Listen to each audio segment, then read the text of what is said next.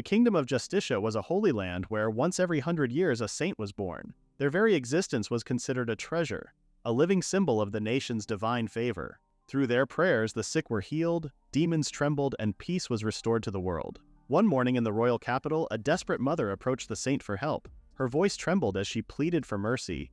Doctors had tried everything, but her son's fever had raged for 3 days without rest. The saint knelt beside the child, her expression soft and kind. She told the woman that it must have been hard, but it would be all right now, for she was there to help. With calm certainty, she whispered that the Lord never abandons those with a future. Her name was Frémea, the Saintess of Justitia. The mother watched in awe as Frémea began to pray, a gentle light surrounding her hands. Within moments, the boy stirred, his fever fading, his eyes bright once more. Frémea smiled and told her that her prayer had been answered. The people often spoke of her in reverent tones, calling her the Saintess who healed with grace and the hope of the land itself.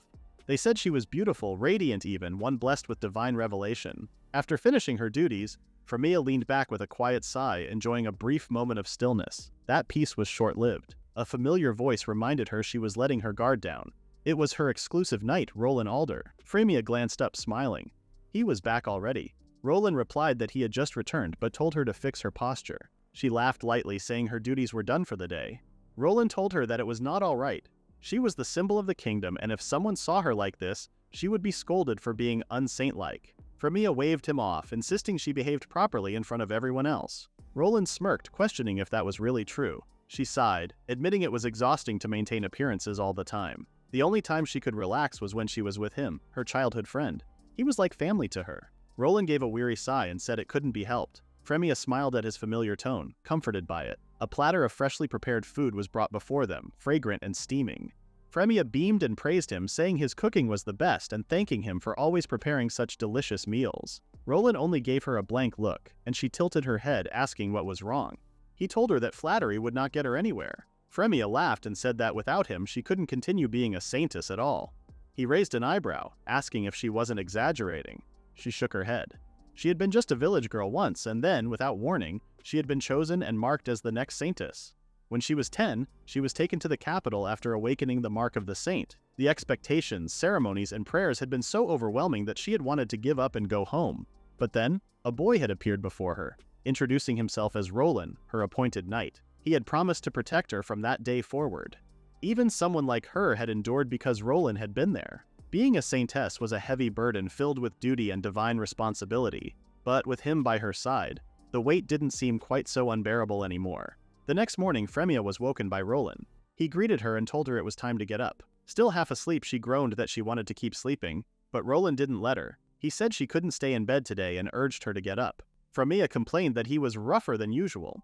When she finally looked up, she noticed he was already in uniform and asked why he was dressed like that. Roland laughed and told her she must have forgotten that today was her monthly audience with His Majesty. Frémea froze. She had completely forgotten. Later at the palace, Frémea stood before the king. Even though the meeting was just a report, she still felt nervous every time. The king asked her how things were going, and after she answered, the audience ended quickly. As they left, Frémea said at least she hadn't been late. Roland pointed out that it would be better if she could wake up earlier, or at least without his help. Frémea replied that his voice was her alarm clock. Roland sighed, saying he wasn't a rooster, and reminded her not to relax too much inside the castle. Frémea admitted she was tired, yawning as they walked. Roland said that when they got back he would make her something sweet. She smiled and made him promise, and he agreed, asking her to hold on a little longer until then. They started heading home, but a voice called out to them. A blonde girl stood in their way, commenting that Frémea was leaving already. She said it was expected of someone from the countryside still unable to adjust to life in the castle. It was Princess Yulia Scheherazade. Frémea thought to herself that she always seemed to run into the people she least wanted to see. Yulia turned to Roland, saying it must be difficult serving the Saintess. She told him that if he disliked it, he could ask to be replaced. But Roland calmly said he had chosen to be Frémea's knight and wanted to stay by her side. Yulia smirked and said he had strange taste. She had always resented Frémea. Normally, sainthood was passed down through royal blood, since the first king had married the saint of his time. Most future saints came from the royal line, but once in several generations, someone unrelated was chosen instead. This time, that person had been Frémea, a girl from a village. A man appeared behind Yulia, smiling faintly. He said it couldn't be helped and that it was his duty to educate the saint. It was Count Alfred. Roland warned that his words could be taken as an insult to the saintess, but Alfred only laughed, pretending to be innocent. Frémea told Roland it was alright. She said she was glad he got angry for her, but she'd hate it if he were punished because of it. Then another voice broke in. It was the first prince, Julius Scheherazade. Frémea turned quickly, surprised to see him. He said he had been looking for her. Frémea ran up to him and hugged him, asking if he really planned to leave the castle without seeing his fiancée. Julius smiled at her, barely noticing Julia standing nearby. That was one more reason Julia hated Frémea. Her brother was engaged to a girl from the countryside. The king had decided that the saint should become part of the royal family, and Frémea had no say in it. She often wished it could be called off. Julius told her she always worked hard and suggested they go out for a meal together soon. Frémea said she would be honored, and Julius told her he would let her know before leaving. Frémea smiled faintly but felt exhausted inside. She and Roland decided to head home. That night, a meeting took place in the palace. The nobles spoke quietly among themselves. Someone asked about the king's condition. Count Alfred said he still couldn't believe a country girl had been made the nation's symbol. Another voice said the prince was too modest. One man insisted they needed to move forward with their plan immediately. Alfred agreed, saying the princess trusted him completely, and a small irregularity wouldn't trouble her. They then discussed a rumor spreading around the capital, that the Saintess had refused to treat people, that she had healed them incorrectly, or that she was rude to the guards. Each story grew worse as people repeated it.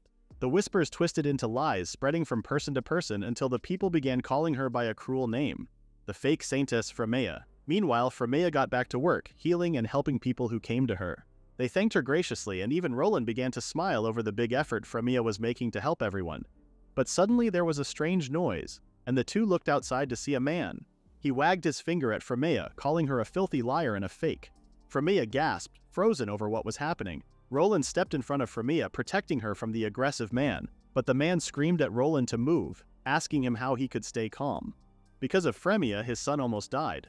Frémea asked the man what he was talking about, and the man accused her of giving his son a fake blessing, and as a result his condition worsened. The crowd looked around, discussing if the recent rumors really were true about the fake Saintess trying to take over the kingdom. A couple admitted they did not believe it at first, but the commotion was not filling them with confidence. Frémea began to sweat. She could not understand what was happening, and she was scared. It was like everyone around her turned dark, and she had never seen people look at her the way they did that day. Roland tried to calm the man down, telling him he understood what he was saying, but Frémea was not an imposter. She had saved countless lives and became a beacon of hope in turbulent times. He stood up for Frémea like a candle in the dark. The man insulted him, calling him nothing but a loyal dog. Frémea kept at her side. Roland stepped closer towards the man, telling him the king himself chose him. So if he was to question his competence, then he would be questioning his majesty himself, accusing him of being a fraud. He asked him if he could really handle the weight of what he just said. When the man calmed down, Roland asked him to bring his son, and Frémea could help. If she could heal him with her blessing, then this would prove that she was not a fake. He spoke to the crowd, apologizing that this would be all for today. When everyone cleared off, Frémea collapsed onto her seat, trying to catch her breath. Roland reassured her that it was probably nothing but baseless rumors, and that man was almost certainly lying. Frémea could not help but ask if what he said was true, but Roland told her not to worry. He picked up on his tone, his behavior, and he thought that too many things did not add up. On top of that, he refused to bring his son. Roland doubted the child even existed. Frémea looked up, telling him it was a relief with a small smile. Roland always reassured her. But back then, Frémea was naive in thinking the baseless rumors would vanish quickly. It never came into her mind that someone was pulling the strings from behind. Her body felt super heavy the next morning. Roland called to ask her if she was still awake. Frémea sat up and told him he could come in. He asked her if she slept well, and Frémea mumbled that she thought so. At least she woke up before he came to wake her. Roland told Frémea that word came from the castle just now. The king wished to hear from her directly about the rumors spreading in the capital. So Frémea and Roland rushed to the capital, where the king was far from impressed. He asked her about the rumor that was spreading that she was a fake Saintess. He asked her if it was true, and Frémea insisted she was not a false Saintess. She was discovered as a child and brought to the capital. Frémea showed him the mark on her chest as proof. She was not panicking yet, as she had faith the king would understand. Roland also stood up for Frémea, reassuring the king it was only baseless rumors, and Frémea had truly guided and saved countless people. The king told Roland he wanted to believe that too, but it was hard to deny outright. Roland's eyes widened, asking the king what he meant by that, and it was then that Julia appeared with a mark on her chest. The king told him it was the Saintess's mark. Roland told the king that had to be impossible. Only one mark could appear in one era. There was no way two or three could exist.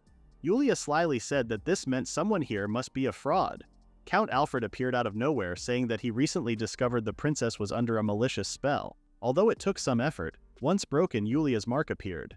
He accused Frémea of having some other darker power. She arrogantly thought it made her a saint and leeched off the princess's gift all this time. Roland knew this was all ridiculous. These claims were being made with no proof whatsoever. But Frémea was shaken by the claims, asking them what they were actually saying. Julia told Frémea not to play dumb. She said Frémea was a fraud and needed exposing. Another individual was ordered into the room. The same vicious man from yesterday wandered in looking extremely ill. The king explained that this man had been struck by a mysterious illness since yesterday. He told Frémea that if she was truly the Saintess, she should heal his illness and prove her power as a saint. Frémea told the king she would immediately. She knew that no matter the illness, her prayer could heal all. So she began to pray. And to her surprise, the man yelled out in seeming pain. She could not believe it.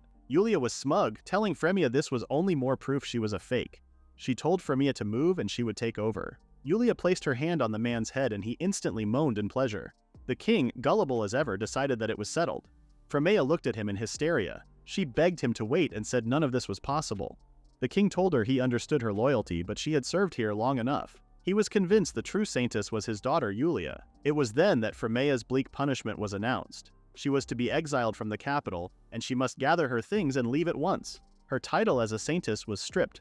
Frémea completely disassociated out of fear, which did not help her case. She was told that her loss of color might even further suggest she was guilty.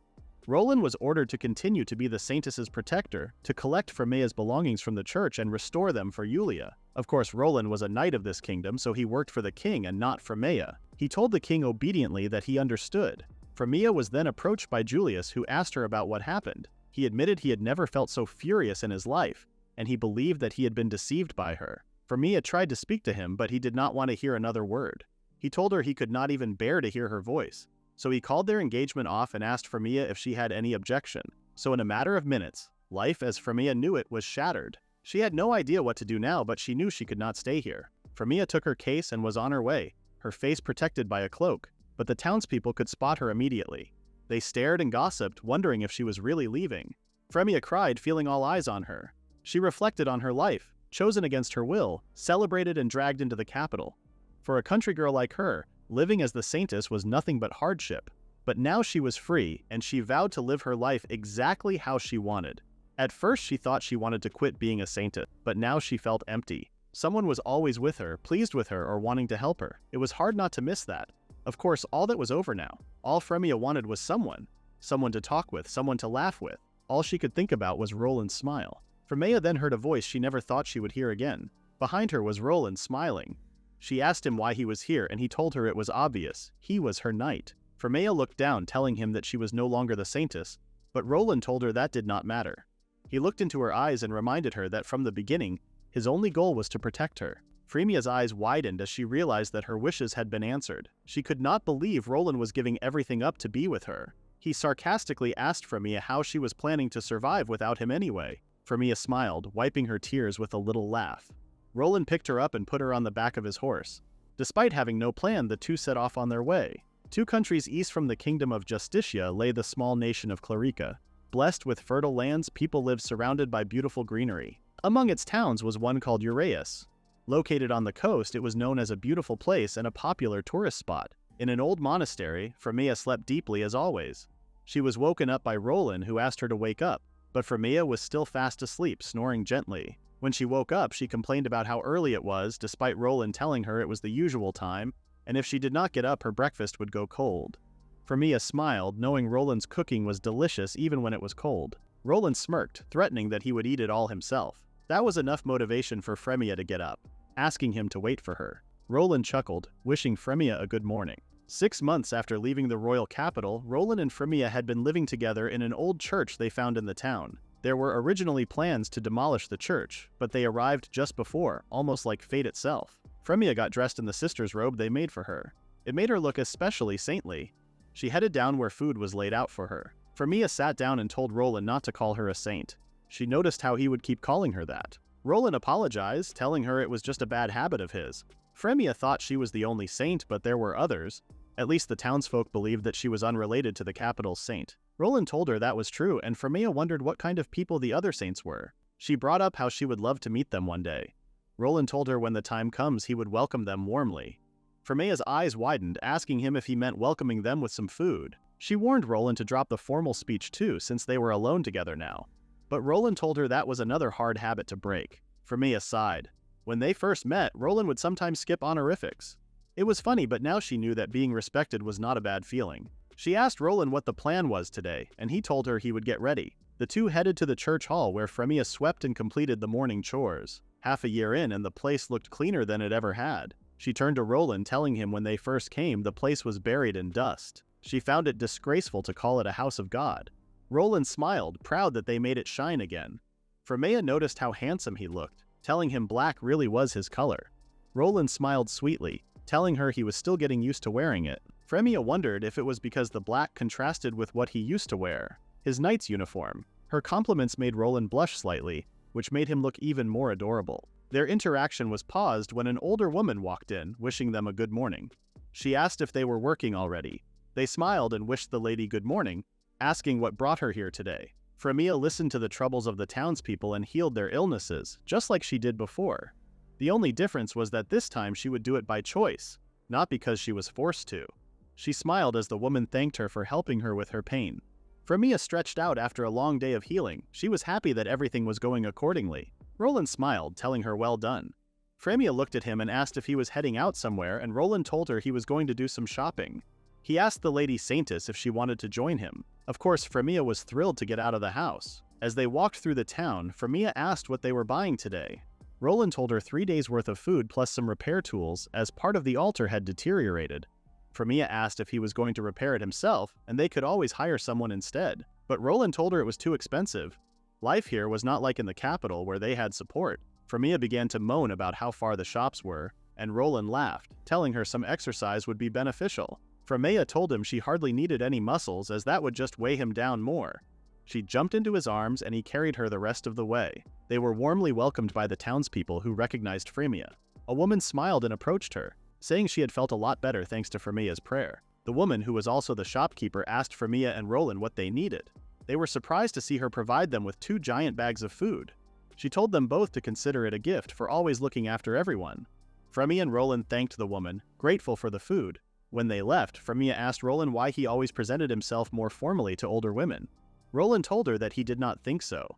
It was just that aside from Frémea he rarely spoke to women, so maybe he just did not know how to act. Frémea asked him if that was true, as he was quite popular back in the capital.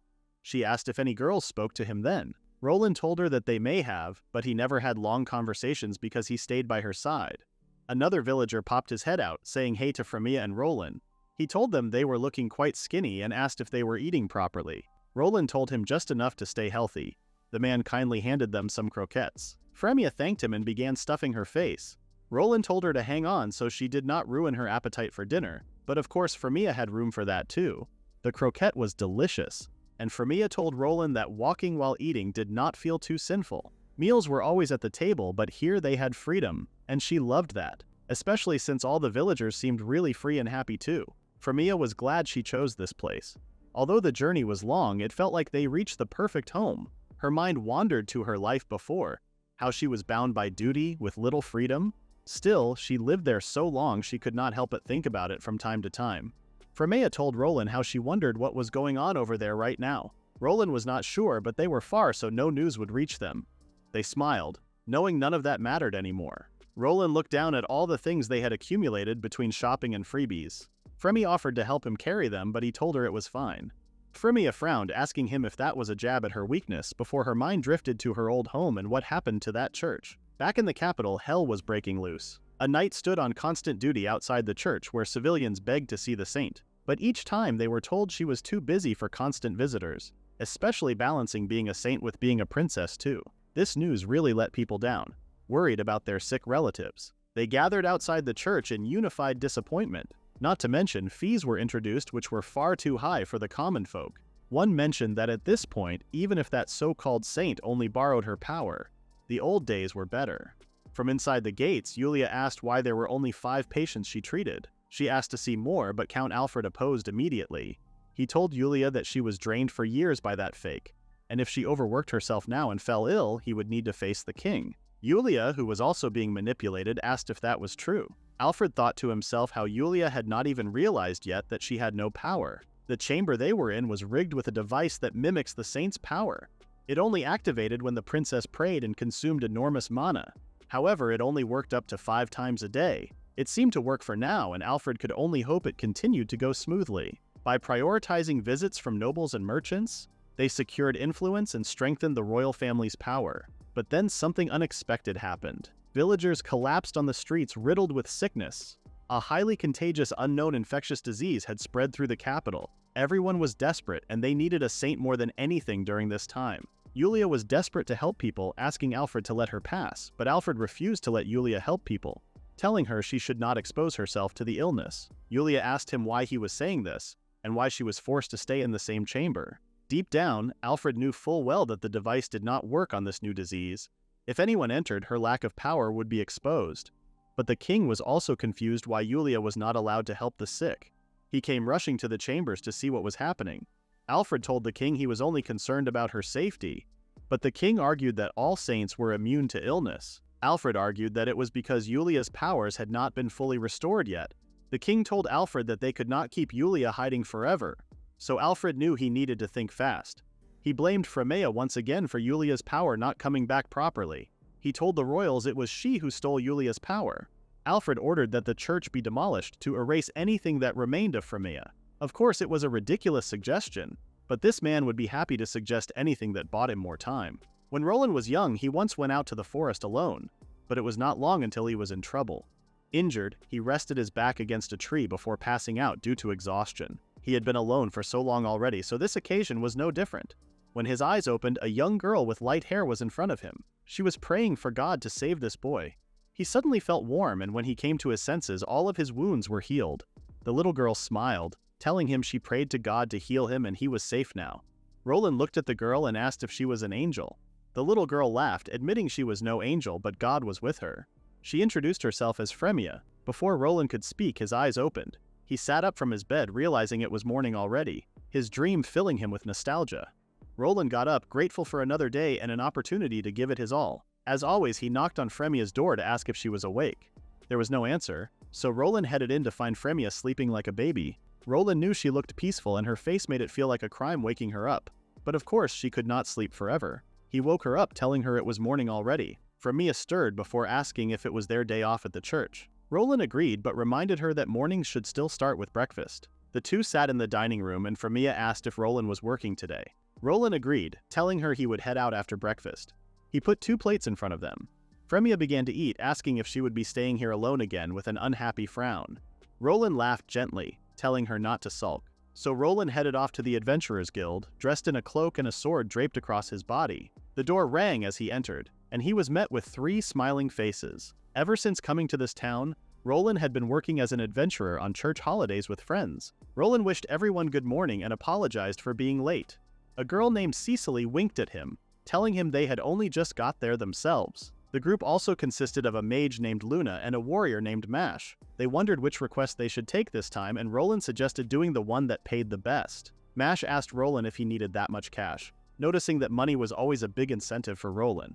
Roland told him that it was because he did not want Frémea to ever go without. The girl smiled, teasing him for always having Frémea on his mind.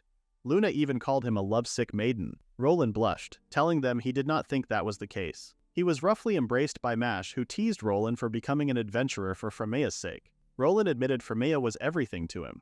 The girl smiled at his words. Roland was very loyal to Frémea like a knight. Long ago, Roland swore to protect Frémea. 7 years ago, they met again and Roland renewed his vow. Roland knew that in order to protect Frémea, he would go to the ends of the earth, even if someday she came to hate him for it. Meanwhile, back at home, Frémea pondered what she should do today. She was quite bored without Roland around. Not to mention, the church felt so much bigger. She looked at the clock and wished that he would come home sooner. But there were still a whole 8 hours until he was due to be back. Frémea decided she could not wait that long, so she sprinted out of her chair. There was only one solution: to take a nap. If she fell asleep, time would pass much quicker. She remembered, however, that she would need to wake up for lunch. A few hours passed and Frémea unfortunately overslept. She was supposed to wake up at noon. Frémea headed downstairs again and looked at the food that was laid out for her. She knew if she was to eat it, she would be too full for dinner. But if she was to skip it, then his cooking would be wasted. Frémea knew she was screwed. She looked at the basket to see fresh and delicious food made especially for her. Even back in the capital, Roland would tell Frémea off for lazing around. She knew that if he were to find out, he would be mad. She suddenly came up with an idea. If she were to exercise after eating, it would probably make her hungry again for dinner. She also remembered Roland suggested she build up her stamina anyway. She smiled at her fantastic idea, hoping that Roland would even praise her. Frémea decided to begin straight after eating. She started by doing sit-ups, vaguely remembering Roland training this way, but after 3 reps, she was done. She could not believe how easy it looked compared to actually doing it. She was reminded again of how strong Roland was. He could do everything, cook delicious food and do hundreds of sit-ups. He really was her knight and probably way too good for her. Frémea woke up to Roland announcing that he was home, and she quickly realized she fell asleep once again. She hurried to welcome him back, and Roland told her that he would prepare dinner right away. Frémea panicked, knowing she was not hungry at all. To make matters worse, Roland told her how he picked up some extra treats for dinner. Frémea asked Roland if he was tired, and if so they could always eat later. But Roland insisted he was fine. She came up with another idea to suggest that she could help. But Roland told her that would mean cooking would probably take longer. He instantly knew that something was up with Frémea, especially noticing her obvious bedhead and how she tried to avoid dinner. Roland turned and asked her if she was bored without him, so decided to nap all morning, overslept lunch, and now just woke up again. Frémea could not believe how well this boy knew her. She could not even think of an excuse, and Roland asked her if she really spent the whole day sleeping. Frémea blurted that it was not her fault. It was just a boring day without him. She looked into Roland's eyes, who called her name. He told her that was no excuse. Roland lectured her, knowing that the lady truly was hopeless sometimes.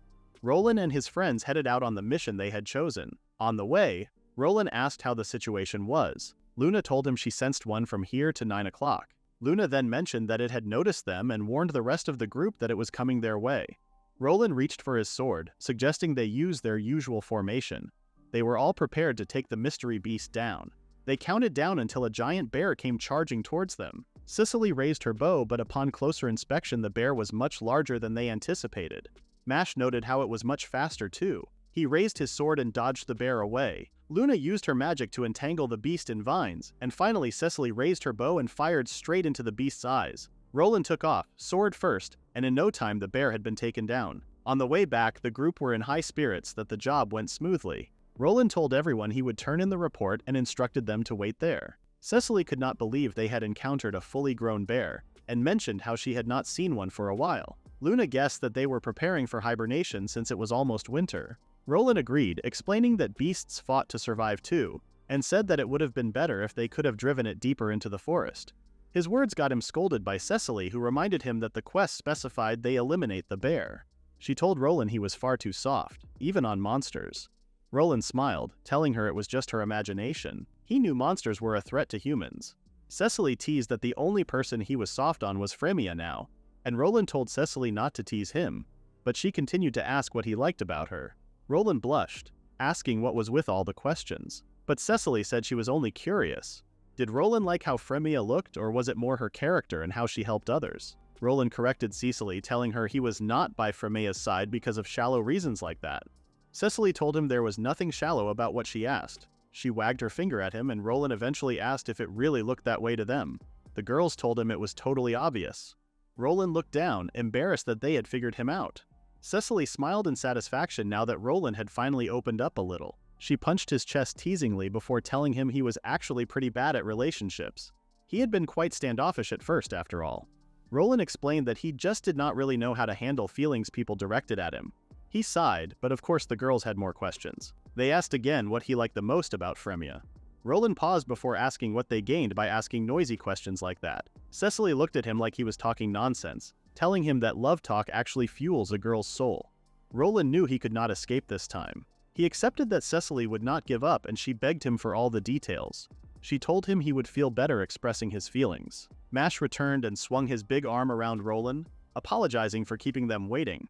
He passed Roland a bag of coins, congratulating him on his good work. Roland smiled and knew that was his cue to leave. He smiled and waved goodbye to the girls, who were livid that they had gotten nothing out of Roland once again. Mash stroked his hair, saying that if there was one thing about Roland, it was that he never changed. The girls groaned at Mash for ruining the moment, but Mash was none the wiser. The next day, Roland and Frémea got up and dressed. They decided to do their best today as always. The church door opened and they prepared to welcome their first visitor. It was Cicely. Frémea smiled warmly, but Roland looked like he wanted to kill his friend for dropping in. Cicely rushed over to Frémea asking how she was. Frémea told her she had been busy as always. Roland asked Cecily what she was doing there, and Cecily asked if she was banned from visiting Frémea. Frémea blushed, touched that Cecily wanted to be her friend. The two girls hugged and Frémea smiled. Back in the capital, she could not really have any friends aside from Roland, of course. Roland told Cecily they had duties today. Cecily suddenly remembered that she had business to attend to with Roland, and Frémea asked what it was about. Cecily told her they needed to finish yesterday's conversation. Roland smiled and asked Cecily what she was talking about, but Cecily hissed at him, asking if he was playing dumb. If that was the case, should she remind him of the entire conversation from the beginning? Roland miraculously remembered that he needed to buy something. He told Cecily to stay with Frémea while she worked.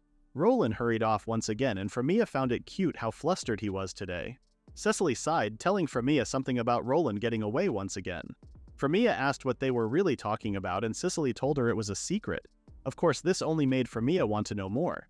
Cecily smiled, telling Frémea it would not be any fun if she told her here. She suggested they have girl talk until he comes back. The idea of girl talk really appealed to Frémea. Cecily asked if Frémea had been engaged to a prince once, and Frémea went silent. Cecily asked if nothing had happened back then. Would it have ended in marriage? Frémea had told Cecily about life in the capital before. She said she thought they would have married, which made Cecily ask if she liked the prince. Frémea told her that she did not dislike him, but other than that she was not sure. Of course, Julius was kind, handsome, and perfect inside and out. He was the man most girls would dream of. But his final words were so cold and it hurt her a lot. Frémea admitted she had been drawn to him, but now she did not know anymore. So that meant it definitely was not love. Cecily smiled, satisfied with the answer she wanted. She asked Frémea what her type was. Frémea looked at her, asking if she meant in terms of men. Cecily nodded enthusiastically. Frémea struggled to answer since she had never thought about that before. But Cecily was desperate for an answer. She told Frémea to describe her ideal man off the top of her head. Frémea suggested she would like someone who puts her first, someone kind and strong, and someone taller than her. She added she would like someone she is never bored with, who would make every day fun just by being there. And of course, someone whose presence feels natural, like they belong by her side. Cecily could not help but smile, knowing Frémea was certainly describing someone they already knew. She cooed at Frémea, who said someone like that was quite hard to find. Cecily's smile dropped as she wondered if Frémea was really that blind. She wondered if Frémea seriously did not realize, and if so, then this might take a while. Frémea laughed, telling Cecily she was a pretty weird girl. The next morning, Roland wished Frémea a good morning. He came into her room with a big smile on his face, pulling her curtains open. Frémea began to wake up, noticing immediately how cold it was. Of course, the seasons were changing, but today it felt especially cold. Roland told her to come and look outside, and that would explain why it was so chilly. Frémea looked out of the window to see a winter wonderland. It was her first time seeing snow, and she thought everything looked so white and beautiful. She just could not believe that it piled up this much overnight. Roland looked around as they stepped out, describing it as if the whole town had put makeup on. Frémea asked him what they should do now, and Roland told her that he was planning on doing some shopping today, but now he was not too sure. Frémea insisted that they should go anyway, and Roland eventually gave in. He thought it would be fine as long as they watched their step. Frémea smiled, noticing that Roland was just as excited about the snow as she was.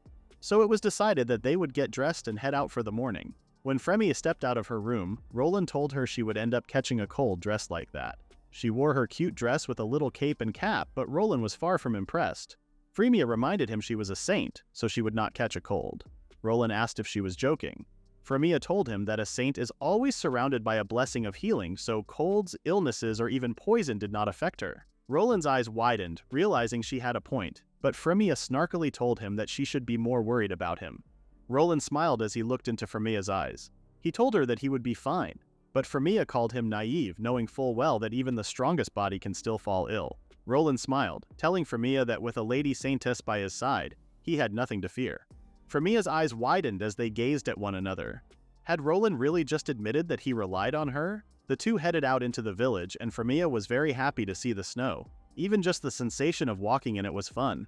Roland laughed, telling her not to get too excited or else she would slip. But Frémea turned to tell him that if she did, she was sure he would catch her. But something did catch their eye that morning. The village was eerily quiet without a single person in sight. They wondered if the shops were closed because of the snow, but even that would not explain the ghost town-like feeling. They both wondered if something happened. Roland approached an old man who was on the street to see if he had any knowledge of what was going on. The man smiled, telling them that a nasty flu goes around at this time of the year. He explained that it was a brutal illness, fatal to kids and the elderly too. This year it was especially contagious and spread really quickly, so no one wanted to risk it. Frémea understood why the town was so quiet, especially if there was an epidemic. The old man also told them that there were no doctors around here either. Frémea had also noticed fewer people coming to the church lately too. She turned to Roland, who told her he understood. Frémea looked at him, shocked he could predict what she was going to ask. She smiled at him, telling him it was as expected of her knight. Roland and Frémea worked hard to gather everyone who was poorly. They sat in the church, which made Frémea happy. She did not think they would have a big turnout with what was going on. She thanked everyone for coming and reassured them they would be all right, before holding her hands together to pray. She started by saying that as long as she was in this town, she would not ignore anyone who was sick. A brightness came from her palms, and the patients commented on their bodies feeling lighter and their fevers disappearing. They could not believe Frémea was this good at healing and thanked her sincerely. When the session ended, Frémea looked at Roland with a smile. She told him that this should bring light back into this town. Roland agreed, but he expected nothing less of the Lady Saintess. He did tell her that this meant the entire town now knew who she was, but Frémea was fine with it. She had been a saint her whole life, and that was not something that would change. What mattered the most to Frémea was seeing people happy. That was the greatest reward. The next day, heavy rain fell. Roland commented on how it appeared it would not stop anytime soon. Frémea guessed this would mean no one would show up at the church today, and Roland explained someone may if it was urgent. But Frémea relaxed, doubting it. Roland smiled, telling her that it was nice that it was just the two of them. Not to mention they did not need to go out after receiving a pile of thank you gifts from Frémea's healing session. Frémea turned to Roland and asked why he did not sit down, but Roland told her that he needed to be ready if someone was to come in. In that moment, a young boy entered. He smiled at Frémea. Frémea said hello to him and instantly wondered what the little boy was doing out in the rain, all alone. As far as she could see, it did not look like he was in major trouble. Roland asked him if he came all alone, and the boy said yes. He had a request for the Lady Saintess. Frémea smiled, asking him what it was. The boy told Frémea desperately to please stop the rain. Frémea's eyes widened. The little boy pleaded for Frémea to take a look at his book, which he pulled out of his pocket. Frémea took a look to see the book filled with stars. She asked the boy if they were shooting stars, but Roland told her it was actually a meteor shower. The boy smiled, telling them they should be able to see them fly over the town tonight. Once in this town, when it was cold and snowing, countless shooting stars fell in the night sky. The townspeople would gather in unified prayer as the stars fell. It was a tradition where they would wish for happiness in the coming year. The boy told Roland and Frémea that he watched it with his mother last year, and they promised to watch it again this year. The boy's eyes began to water as he explained that he and his family would be moving soon because of his father's work. He told them this year would be his last year seeing the meteor shower. The boy burst out in tears, and both Roland and Frémea knew the chances of the rain stopping would be slim. But the boy was desperate, hoping Frémea could help him. Frémea smiled, thinking of how the boy had such a straightforward and pure wish. She told him she understood why he was upset. She wanted to help him, but she knew that she could not get the boy's hopes up. The only thing that she knew was healing. She did not have the power to control the weather. She apologized to the little boy, who looked up, wishing that something could be done. He asked her if it was impossible, even as a saintess, to stop the rain. Seeing his disappointment brought back a lot of unpleasant memories for Frémea. She remembered being called an imposter and a fake saint. She turned around to find that Roland had a hand on her shoulder. He told her that it was all right and they would find a way to grant the wish. The boy's eyes lit up, and Roland told him to make his way back home. He did not want the boy's parents worrying about him. As soon as he left, Frémea freaked out, telling Roland she did not have the type of power to change the weather. So what was she supposed to do now? She knew that Roland also wanted to help this boy, but she also did not want to let the boy down even more. Roland smiled, telling her to calm down. He suggested that if she were to pray like always, then maybe she would clear the sky after all. Frémea told him flatly that now was not the time for jokes. But to her surprise, Roland told her that he was not joking. He genuinely believed she could stop the rain and that her power was not only limited to healing. Roland recognized that Frémea had a calling to help people, so this was within her power. He smiled at her sweetly, believing that she could do it. Frémea's eyes widened. She got this feeling inside her. When Roland told her she was capable, she genuinely felt like she could do it. She agreed that she would ask God and wish for the rain to stop. But that was all she could do. So that morning, Frémea got on her knees and prayed for the boy and all his precious memories in the town. She wished for a sky full of stars and a night of meteors to come to him. Roland watched Frémea praying and he thought to himself, in a small distant town, most people did not know much about the power of a saint. He knew he needed to eliminate even the smallest seeds of doubt to avoid what happened in the capital happening here. Roland began to walk out in the rain, determined to not let what happened in the capital repeat in this town. He found a spot and knew it would do. Memories of Frémea as a child flashed in Roland's mind. He was driven by his oath to protect her, which meant that the power he had was also part of the saint's power. And in that moment, Roland proved that he was not just a mere protector of the saint, but a spiritually gifted person too. He held his hand to the sky, calling for lightning. A flash came from the sky. Roland looked up, surprised how powerful the lightning was. He used to handle it better, but because his mana was diluted, controlling it was more difficult. A few moments ago, Frémea prayed for the rain to stop. She thought of the shooting stars and wondered if they could grant her wish ahead of time. So she prayed for the stars to carry her wish to the heavens and for the Lord to hear the pure wish of her young brother. There was a sudden flash, and Frémea instantly noticed that the sound of the rain stopped. Was her wish really granted? Frémea looked out of the window to see a clear sky. She called for Roland in joy, asking if he saw the flash too. But when she got up, she saw that Roland had disappeared. He called her name and returned to the church soaking wet. Frémea rushed over, asking him what happened. Roland smiled sheepishly, telling her that he went out to check if the rain was due to clear. He smiled, telling her that it did. Frémea looked down, still thinking that it truly was not in her power. Of course she prayed, but she did not have the ability to change the weather. But she knew something unknown definitely did help them, and the flash proved that this could be a miracle. Roland smiled. He was glad regardless of how it happened. They knew the boy would be thrilled. That night, Roland and Frémea went outside of the church to see the stars falling across the night sky. Frémea looked up in pure mesmerization over the night. She knew she would remember this for the rest of her life. When it finished, Frémea was sad. She was so impressed she forgot to make a wish. But she remembered that her wish was actually granted ahead of time anyway. She turned to Roland to ask him if he made a wish too. Roland looked at her surprised, and Frémea told him that he did not talk about himself much at all. She was curious as to what he wished for.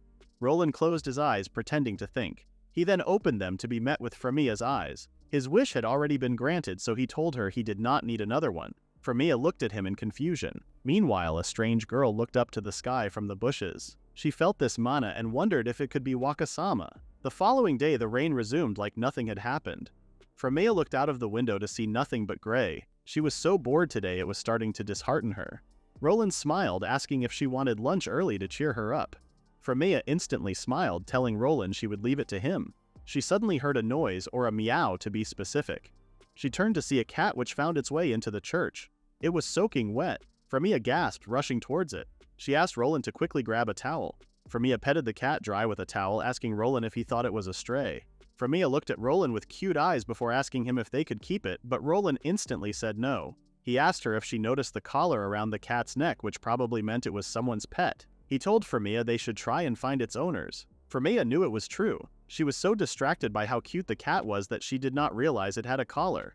The cat meowed again. The rain was still pouring down outside, and Frémea asked if the kitty could stay with them until the rain stopped.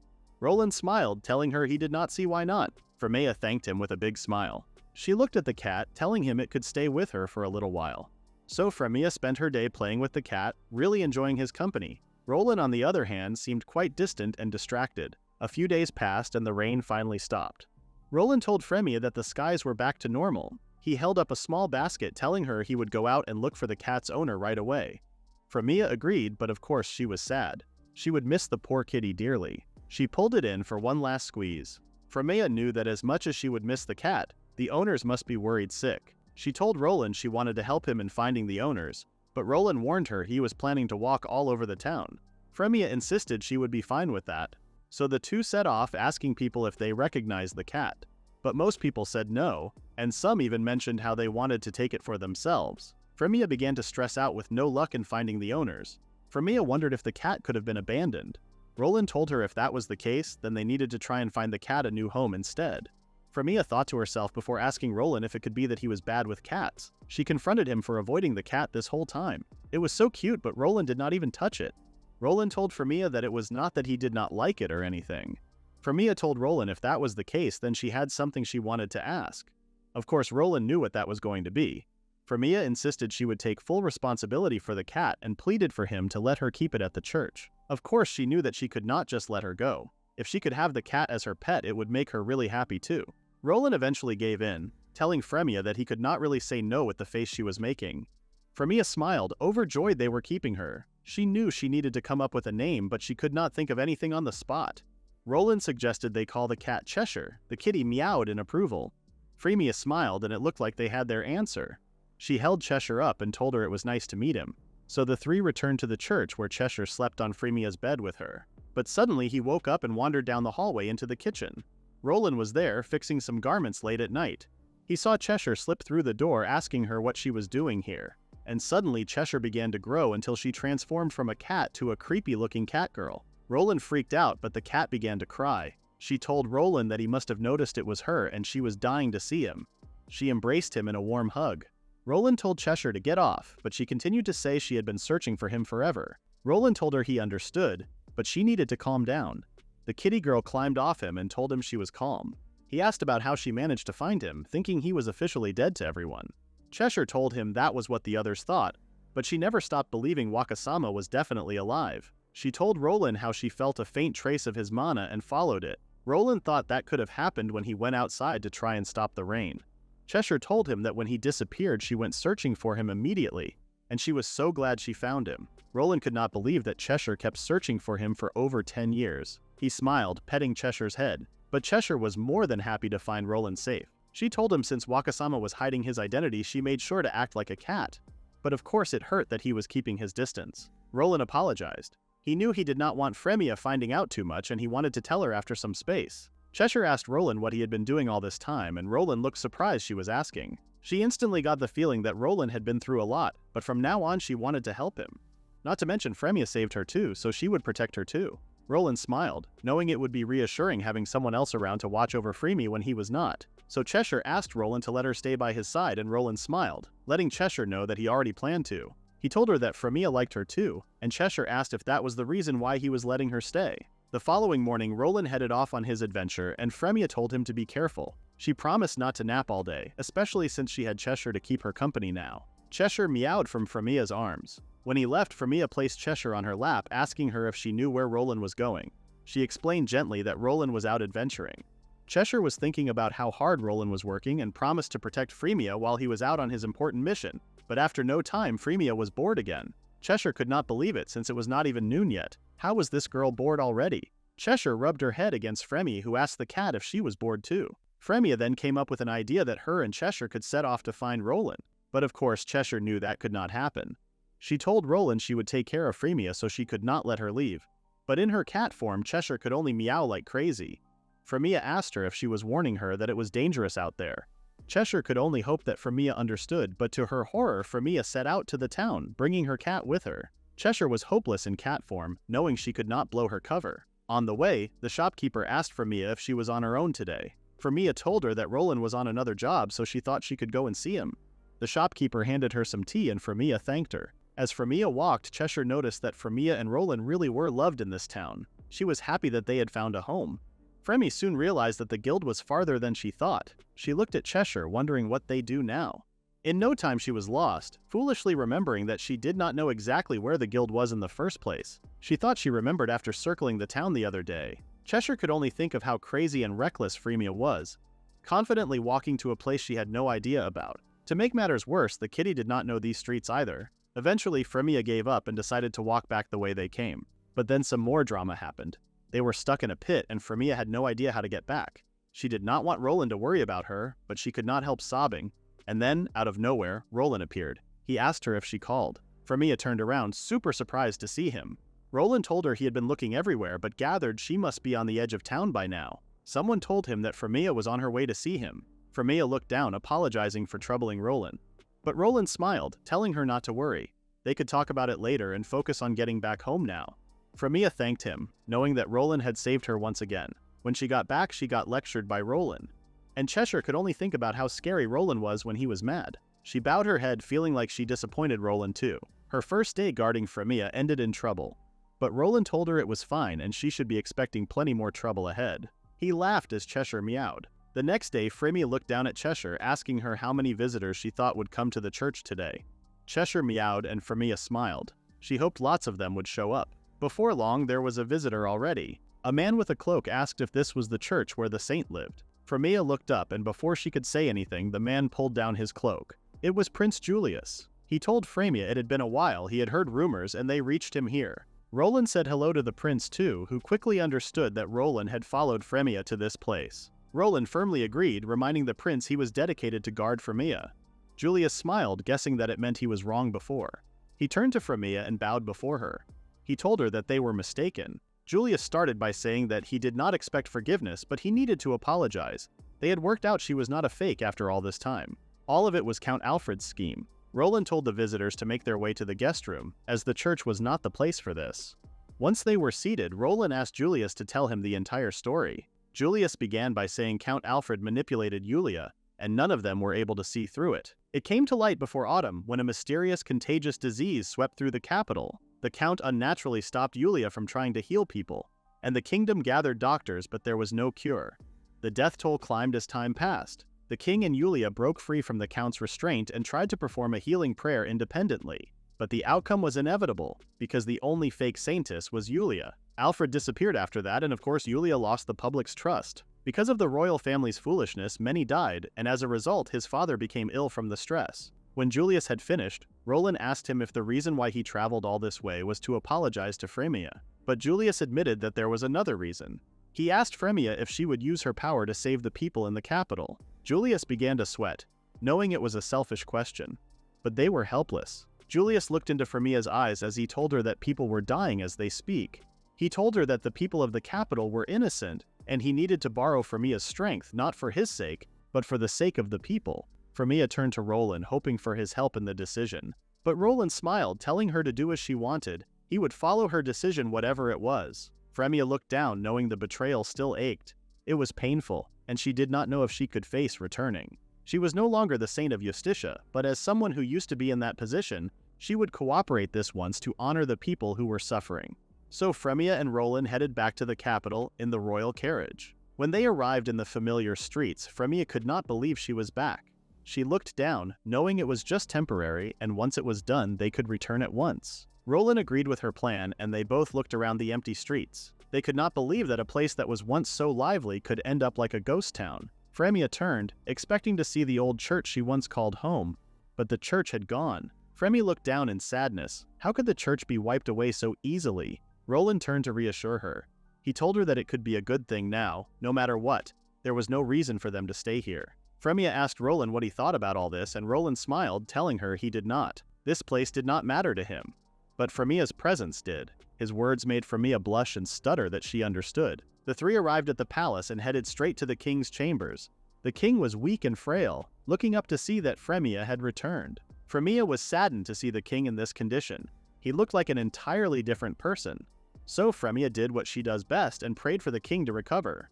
In no time he was sitting up, and he rushed to Frémea to apologize. He told her that even if he apologized, it would not change the fact that they betrayed her. But he knew the people were not to blame. If anyone was to blame, it would be him. The king begged Frémea just this once to save the people. Frémea smiled bravely, telling the king to raise his head. She reassured him that the reason she was here was to save people. She turned to Julius, asking for him to arrange a space where they could gather a large number of people. Julius agreed, and before he headed out, Frémea apologized for bringing this up. But His Majesty was already. Before she could say another word, Julius told her he understood. Julius arranged for the knights' training grounds to become the space where the sick would be healed. The civilians gathered, unified in hope that the Saintess had returned. They knew now that the capital was safe. From the balcony, Frémea looked down. She could not help but realize how fickle humans were. The very same people who shunned her appeared in the crowd today, so their praise could never bring her joy again. Roland appeared behind her, asking if she was all right. Frémea knew she needed to perform this quickly so she could return back home with Roland. She held her hands together and asked the Lord to grant salvation to these people. She called for the light of salvation, and in no time the people were full of life again, hugging one another. Completely overjoyed, they got a second chance at life. Frémea smiled at Roland, but she felt completely drained from the day. The two returned to the palace, where Frémea yawned. Roland told her she really overexerted herself today, healing all those people at once. But Frémea smiled. She just wanted to finish quickly and go home. Roland understood where she was coming from, but he feared she might collapse. Frémea smiled, telling him if that were to happen, she could count on him to nurse her back to health. Roland grinned, as Frémea thanked him for being so supportive today. She suggested they leave as soon as dawn arrived. Roland agreed, reassuring her that the carriage was already arranged. He told Frémea that she should rest and not worry about anything. He tucked her up into bed, Cheshire also watching over Frémea. When she was asleep, Roland turned to the cat, telling her he was stepping out for a bit. So he was leaving Frémea in her care. So Roland headed out onto the streets and wandered into a tiny alleyway. It was there that two cloaked people met, discussing most likely something terrible. The voice hissed something about kidnapping the saint and killing the knight. The other voice told them to leave it to him. Roland stepped out into the alleyway. "Long time no see, Alfred," he told him. The two men whipped their heads around. Roland approached them, letting them know that he kept watch since disappearing, so it seemed like it was the right move. Alfred asked him what he was talking about, as Roland told him a schemer like himself surely would try and misuse the Saintess's power to make a comeback. Roland raised his sword and pointed it at Alfred, calling for an end to this. But to his surprise, Alfred began to cackle. He told Roland he was foolish for showing up here all alone. Roland sensed another person behind him, and before he could move, he was cornered. Alfred smiled, telling Roland he was about to end up as prey for the kingdom's hired assassins. Roland turned to see that he was surrounded by men in cloaks. One raised his dagger about to strike, but Roland hit him first, raising his knife and slashing the man across the neck. The two others were met with the same fate. Alfred could not believe Roland had defeated 3 men at once, but Roland asked him what shocked him exactly.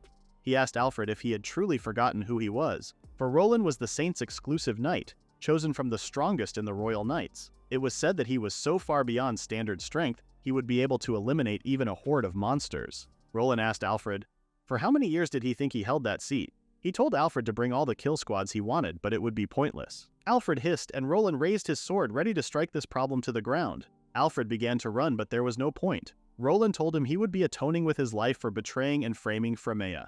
Alfred pleaded for Roland to wait, asking him to make a deal. He told Roland that if he were to kill him, then he and Frémea would be the ones in trouble. But Roland was not falling for it. He told him he was far more trouble alive, so he would be much better off dead right now. But Alfred continued to beg, and Roland was losing his patience. He told Alfred to beg his god after he was dead before slashing his throat. As sweet as Roland was, he was not the type to spare his enemy. In the morning, Roland returned to the palace as sweet as ever. Frémea was already awake, wishing him a good morning. She asked him if they were ready to head back, and Roland told her he was, but before that he had a report. It turned out that there was some bad news. The king passed away last night. Although Frémea had put her all into her prayer for the elderly king, in the end, the king's time could not be delayed any longer. Frémea looked down, understanding that his death was inevitable. Roland looked at her to ask if she wanted to see him before they left, but Frémea said no. She knew that they were nothing but outsiders now. So Frémea and Roland got their things together and headed out of the palace. But on their way, they were met with a familiar face who asked them who said they could leave. It was Julia, and Roland told her that they had already informed Julius that they were leaving this morning. Julia was dressed in all black, typical of someone who was mourning. It was quite obvious that she was upset. Julia screamed at Frémea, asking her why she let her father die. She insisted that Frémea could have saved him despite the fact she was not even in the capital until a day ago. Roland turned to Julia, telling her that what she was saying was not correct. Prayer can cure illness, but it cannot restore a shortened lifespan. He went on to explain how it was too late for the king, but Julia hissed at Roland to stay out of it. She was convinced it was all their fault. Frémea stepped forward, assertively telling Julia that if she had come sooner, then maybe she could have saved him. She asked Julia if she had forgotten who it was that drove her out in the first place. Frémea looked down to tell Julia she was no longer this country's saint. The saint was the princess, and Frémea only did what Julia should have. She told Julia that it should have been her who healed her father. So saying it bluntly, the one who let the king die was not her. It was Julia. Frémea walked away, leaving Julia gobsmacked. Frémea and Roland got into the carriage and made their way out of the capital, this time for good. Frémea felt relieved, calmly exhaling that her job was done. Roland told Frémea that if she felt down, she did not need to go that far in the first place.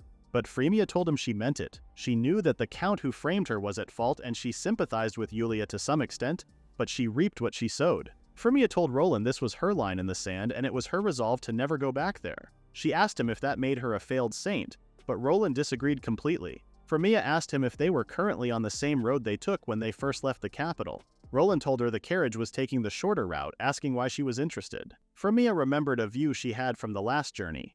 A river, a sweep of forest, and a lookout that stretched to the horizon. She never forgot that view. But if they were on another road, then so be it. Everyone was waiting for them at home anyway, something that excited Frémea greatly.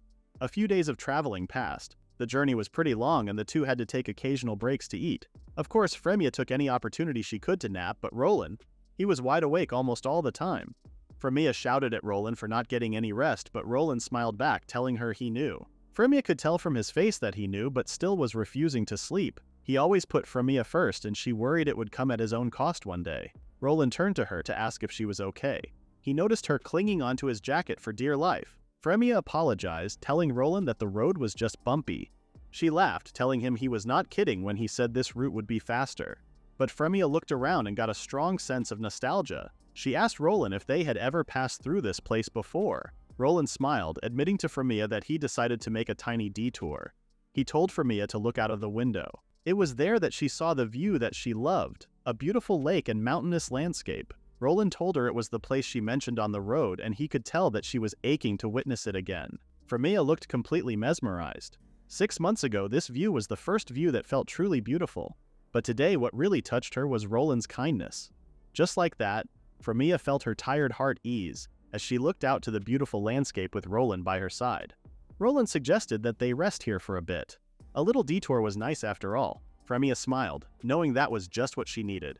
So the two got back to their town a day later than planned. They were met by all of their friends and the children too, who welcomed them home with big smiles. Of course, the long journey was tiresome and the past week had been beyond draining. But for some reason, Frémea felt more than ready to start fresh the next morning on her usual saintly duties. Frémea was informed first thing that there was a huge new festival coming to town. It was the Flower Festival. Cecily told her that when spring gets close, these trees here bloom with pink flowers. They are rare, and you hardly see them in other countries, so tons of tourists come just to see them. There were also stalls under the blossoms, events, and all kinds of buzz. Frémea was super excited to hear of the event, and Cecily told her she should go with Roland. Frémea looked down, thinking about the idea. Back in the capital, she only ever watched from the church. She decided that she would ask him later. Cecily went outside to then speak to Roland. She suggested that he and Frémea should enjoy the day, passionately trying to get them together. Roland stuttered, and Cecily asked what was with the hesitation. A festival date was the perfect opportunity for them to get closer. Roland admitted that he appreciated Cecily coming up with this idea, but Frémea wasn't too great in crowds. But Cecily let him know she had already spoken to Frémea, and she liked the idea. Hearing that, Roland's eyes lit up. He knew that if Frémea said she wanted to go, then he had no reason to refuse. Cecily also let him know how Frémea was planning to ask him first, but maybe he should ask her out instead. Cecily thought the whole plan was perfect, especially considering Roland and Frémea felt the same way. She ushered him to just do it, and Roland eventually agreed. He set off on his way home, meeting Frémea at the door. She welcomed him back with a smile before telling him how she had heard something from Cecily earlier. It was then that Roland knew he needed to hurry up. He asked Frémea if he could go first, and Frémea asked what it was, confused. Roland told Frémea how there was a festival in town and he wondered if she would like to go with him. Frémea's eyes widened, and Roland asked her if she was alright. Frémea told him how what he said was a coincidence, as she was just about to ask him to the same event. She smiled from ear to ear, super excited. Roland was too. They looked outside the window to see that the weather was really beautiful. Roland thought to himself that it must be because Frémea was such a good person. Frémea told Roland that the festival was on the tree-lined street at the edge of town and they should hurry. So they set off and were greeted by the shopkeeper. She asked if they were joining the festival. The shopkeeper smiled, telling the pair they looked like the perfect match. When she left, they looked at each other, wondering what that was about. Roland looked around, seeing how lively and beautiful the festival was. The flowers were just as expected. Roland told Frémea they should make the most of the day, and Frémea looked at him suspiciously.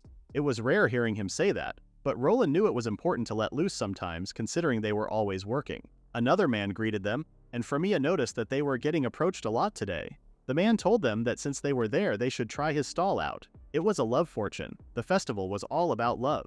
Frémea and Roland's eyes widened. It turned out that the flower had no name. The adventurer who first found its parent tree and brought it from the far eastern continent never named it. The man continued to say that the adventurer famously quoted, "I could see myself living in that forest." The flower's pink petals were the same color as his late beloved wife's hair, and he must have felt it was fate, feeling what love felt like again. Since then, people called it the love flower. So supposedly couples who joined this festival fell into everlasting love and stayed together for life. Frémea and Roland gasped. Roland then realized that this was why everyone was so sweet to them. Cecily must have set him up. He looked at Frémea, who looked just as confused and didn't know what to think of her reaction. The crowd seemed to grow, and Roland asked Frémea if she was doing okay. She reluctantly said yes, but then pulled out her hand. Roland grabbed it, telling her he didn't want to lose her in the crowd. Frémea blushed, and eventually, her hand relaxed. Roland prayed that he could stay by her side forever. A few days passed, and Frémea opened the door to almost be blown away. She told Roland the wind was crazy, and he said at this rate all those blossoms might blow off. Frémea told him it was a shame. They were so pretty but fell so fast. Roland told her that was true before suggesting that they go again together next year. Frémea blushed again. She felt weird recently. Whenever she was by Roland's side, her heartbeat seemed uncontrollable. A visitor arrived. A young girl who was instructed to take a seat. The girl told Roland that she had brought something for him, and he looked at her in confusion.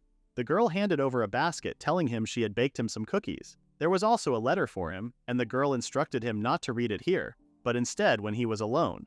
Roland turned to Frémea after the girl left and told her they should get back to work. Frémea looked down, feeling her chest start to hurt. She completely went blank even as they sat for dinner. When Roland asked if she was okay, she seemed to snap out of it. But deep down, she couldn't stop thinking about the letter. So she asked Roland if he had read the letter yet. She asked him what it said, and Roland told Frémea he couldn't tell her since it was addressed to him. He added that the girl requested for him not to tell anyone, including Saintess. Frémea was kept awake all night. All she could think about was the letter. She wondered why she was so hung up on it. She rose from her bed to go and get a drink. It was then that she spotted it, tucked away in the cupboard. Frémea sighed, wishing Roland had just taken the letter away. She looked at the envelope and thought that it looked quite pretty, with a pressed flower on it too. But then she recognized the flower, and her heart began to ache once again. She picked up the envelope and jumped when she heard Roland's voice tell her that peeking was not a good habit. Frémea turned around, asking him when he got here. He told her just now that he needed to use the bathroom and sensed someone in the kitchen. Frémea looked down, ashamed. She asked him if it was a love letter that he had received. Roland smiled, asking Frémea if she read it after all. Frémea nodded, and Roland told her if she had read it, then that was that. Frémea asked him if he was mad, and Roland said no, admitting he was careless too. But he asked Frémea to reflect on it at least. Frémea asked Roland what he was going to do, knowing the letter was full of passion, and besides the guilt, she was all muddled inside. Roland told her clearly that he was going to decline the girl. He told Frémea he was grateful for her feelings, but he couldn't give her an answer he didn't mean. Frémea felt guilty over feeling relieved. She didn't know what this meant for her, though. The next day, Cecily heard all about the drama. She was shocked that Roland received a love letter, but of course she was pleased he turned it down. Frémea looked down, still visibly upset over what happened. She asked Cecily if she thought Roland was used to that kind of thing, and Cecily asked Frémea why she thought that. Frémea admitted that Roland looked super collected. Back in the capital, he seemed quite bad at talking to women. He hardly dealt with others.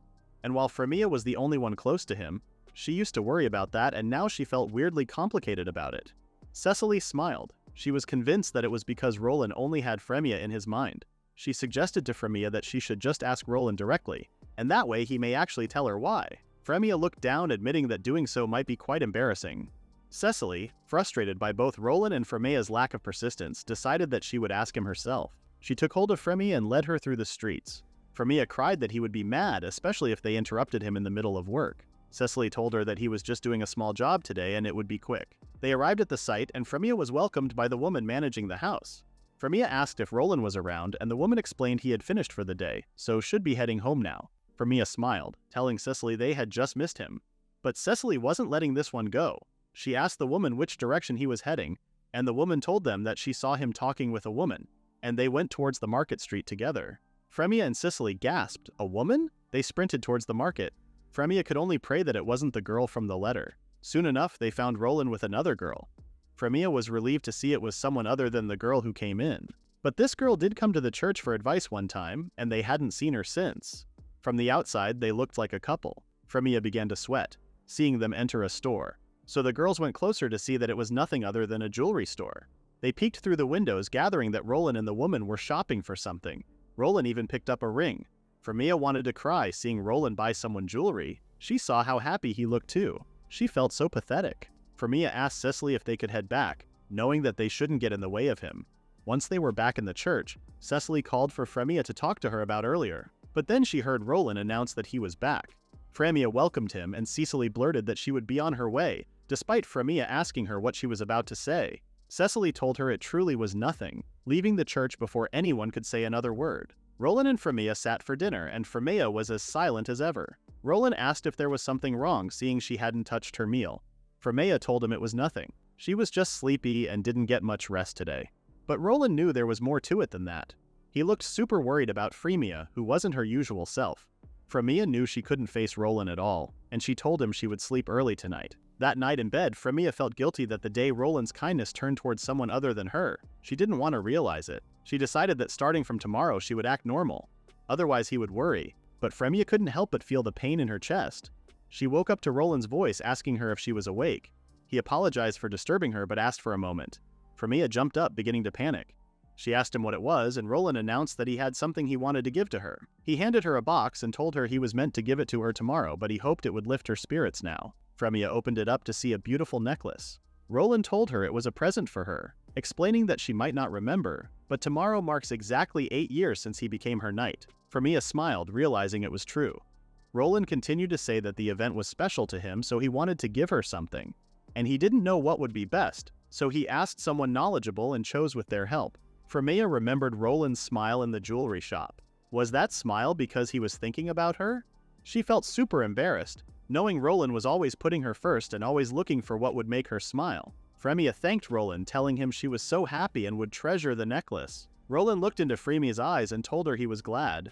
Frémea thought that she might finally have a name for this feeling. Meanwhile, Cicely sat in her bed pleased with herself. She thought how she better let Roland clear up the misunderstanding himself rather than her. The next morning, Frémea woke up feeling super happy. She saw the necklace sitting on the table opposite her bed and was so pleased last night it was not a dream. Back in the capital, gifts poured in from all kinds of people, but out of them all, the one from Roland made her the happiest. She put on the necklace, and wearing it made her feel like Roland was always by her side. Roland called Frémea's name and she jumped out of her skin. She even nearly fell, but Roland caught her. He asked her if she was alright, explaining that he knocked but she didn't answer, so he came in to wake her up. Frémea told Roland she was fine, and Roland smiled, seeing she was wearing the necklace. Frémea told him of course she was wearing it because it was a gift from him. She asked him if it suited her. Roland smiled, telling Frémea it suited her very well. Frémea thought how Roland was acting the same as always, but now that she had admitted how she felt, she was all flustered. She couldn't believe that just a few words from him could shake her so much. She asked him if he was going out to work again today, reminding him that he could always take a day off. Roland told her that he appreciated the concern, but today there was an urgent request. Frémea asked Roland if that was true, and if so, she was sure he had no choice. She turned to Cheshire, telling her that it felt like she was always the one on house-sitting duties. Roland worked so hard to make Frémea's life easier, so was there something she could do for him too? Meanwhile, Roland arrived at the guild to see his friends calling him over. There was a crowd of adventurers today, so he asked if a nasty monster had shown up. Cicely told him it was the worst kind, and Luna added it was a calamity, utterly revolting. They turned to the board to see that it had been plastered with requests. Roland wondered if it was still to cull giant locusts. His friends told him they were wrecking the fields with jaws strong enough to crush rocks. They also bounced all over the place, a huge swarm taking over. To make matters worse, they couldn't use powerful magic or they would wreck the crops in the process. Roland knew it was bad, learning that these pests created havoc on the harvest, and he didn't want Frémea going hungry. So they headed out to the fields to see that several parties had already assembled. The grasshoppers were much bigger than expected too. Cicely began to laugh awkwardly, telling the boys that they were bad with bugs, so it was up to them. Roland asked her if she was joking and she stuttered that of course it was a joke. But it was true. The bugs were super creepy and fast too. They would make anyone's skin crawl. Roland told Mash that the bugs had insane springs, but one-on-one they weren't that tough. Their only problem was the number of them. They decided to set off regardless, striking down the bugs one by one. They swarmed the air as well as the land, and it felt like there truly was no end to them. They were still pouring in from all over. Roland found the task completely mind-numbing. He asked if they were ever finishing this cull. Cicely told Roland it was okay. The bugs had a habit of burrowing into the ground at night to sleep. Luna added they just needed to hold out until sundown, so that was what they did, already fed up with the pests. Roland came home to Frémea completely exhausted. Frémea rushed over to ask if he was alright. He admitted he was fine, but Frémea had never seen him this defeated. Roland admitted that although he was physically fine, mentally he had taken some damage. Frémea asked Roland what had happened, and Roland smiled, explaining the story. Frémea, with Cheshire in her arms, was stunned to hear about the locusts. She knew that with that much fighting non-stop, anyone would be worn down. She was glad Roland was safe though. But then Roland told her that the cull wasn't entirely defeated yet, saying that the grasshopper swarms would keep advancing for about a month, and more were coming from the west. So adventurers would need to keep rotating for a month to keep culling. Frémea was convinced that was impossible, and Roland requested that they close the church for a while starting tomorrow. It was the town's lifeline and they should prioritize this response. But Frémea told him if that was the issue, then it was her turn. She told Roland that a saint's power doesn't only heal wounds and illnesses, but the fields were at least twice the size of the town. She told Roland she should be able to handle that much. Roland smiled and asked if that was the case, then could they ask for her help? Frémea was more than happy, telling him they should go first thing tomorrow. Roland thanked her sincerely, as Frémea told him that it was practically her duty as a saint, especially since Roland was in trouble too. So the next morning they headed back into the fields, and Cecily called Frémea with a smile. Frémea rushed over, telling Cecily that the scene was even worse than she imagined. Cecily admitted that they didn't know what to do anymore with the infestation. Cecily asked Frémea if it was true that she was going to attempt to fix this. Frémea smiled, explaining how a saint's light can repel evil and punish it, but Roland told Frémea to leave it to him. Not to mention they had attracted a few curious eyes, surprised to see that the saint was there. Frémea began to pray for the Lord to protect her people. She called for the light of heaven to become a wall that bars the wicked. And finally for holy light.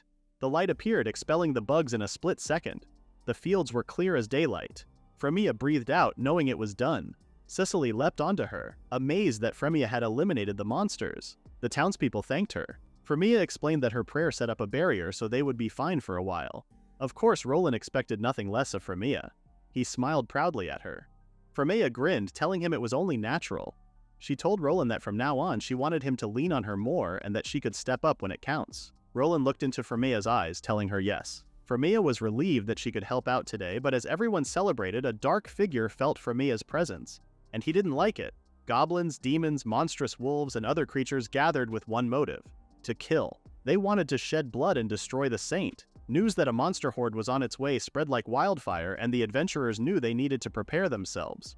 An insane number of monsters was moving toward the town, thousands of them advancing as one. There were disagreements over what should be done. Some were eager to fight, while others knew it would be hopeless.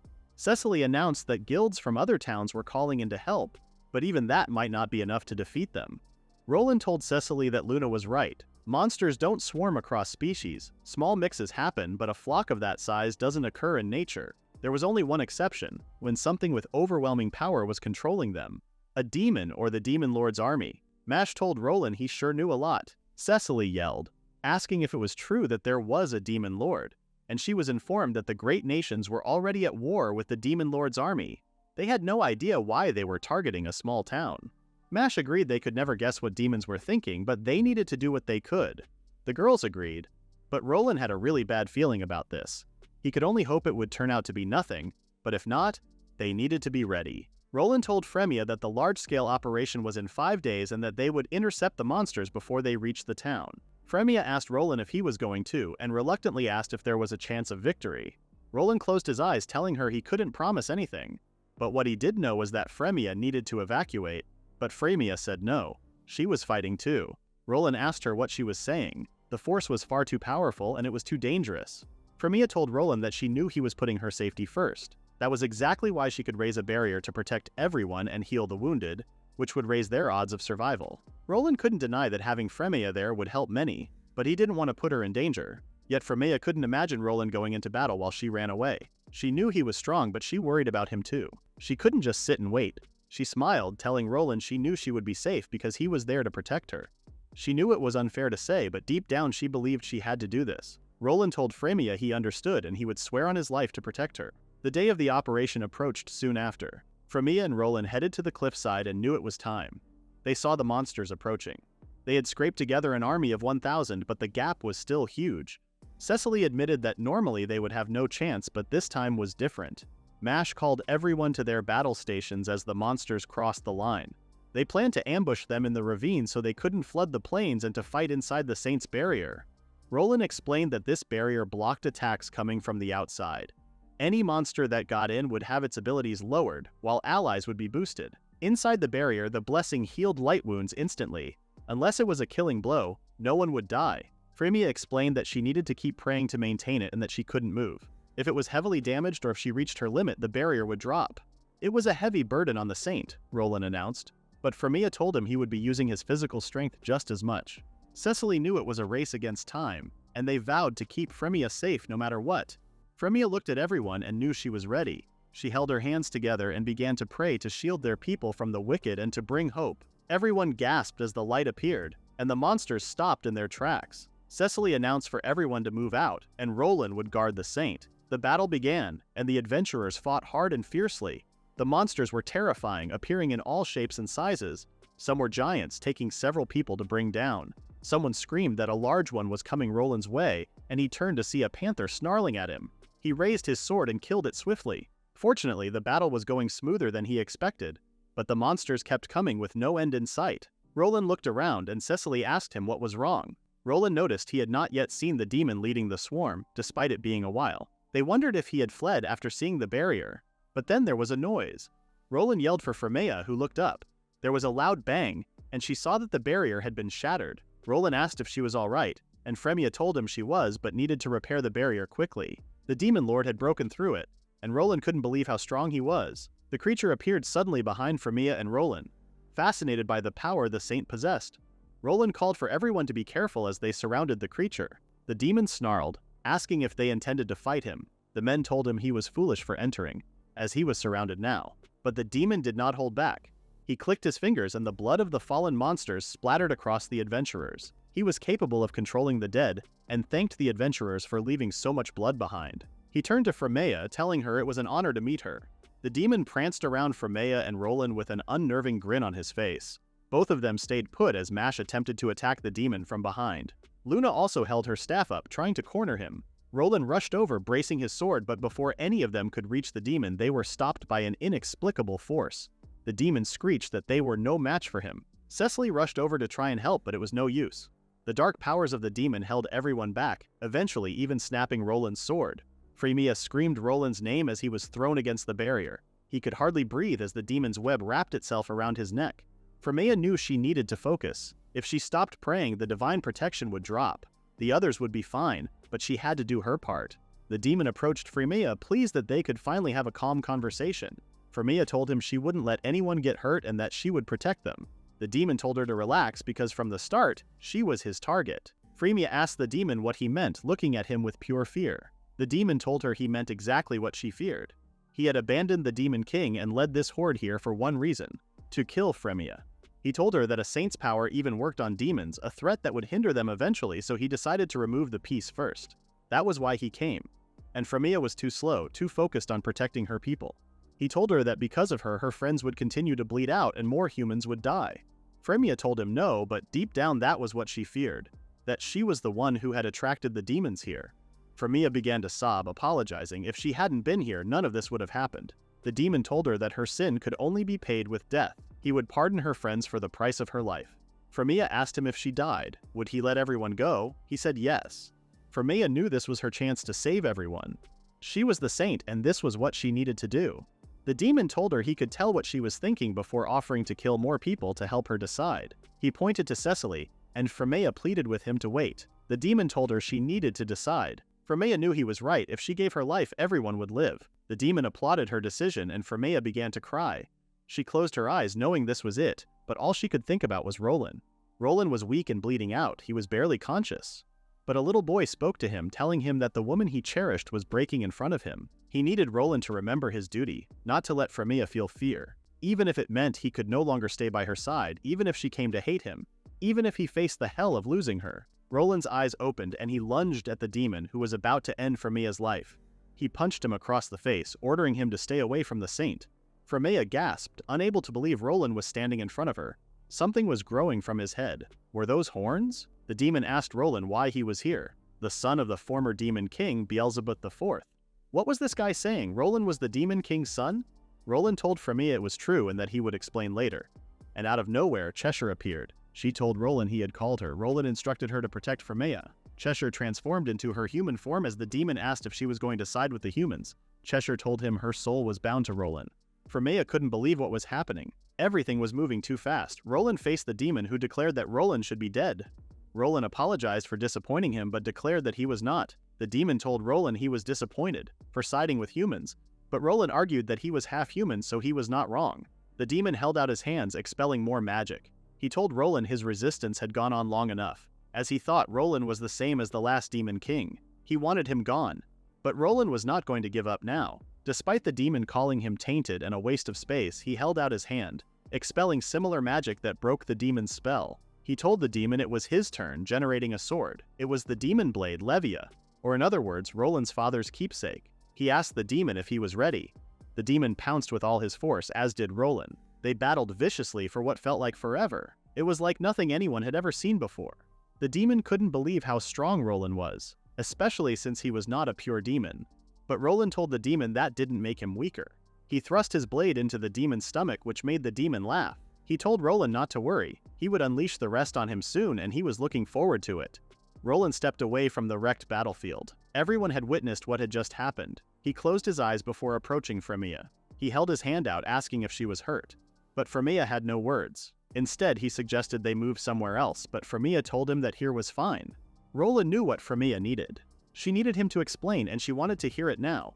Roland warned her it was a long story, but Frémea didn't care. So Roland began to tell her everything. 15 years ago in the demon realm, Beelzebub, also known as Roland as a child, wandered through the Demon King's castle hallways.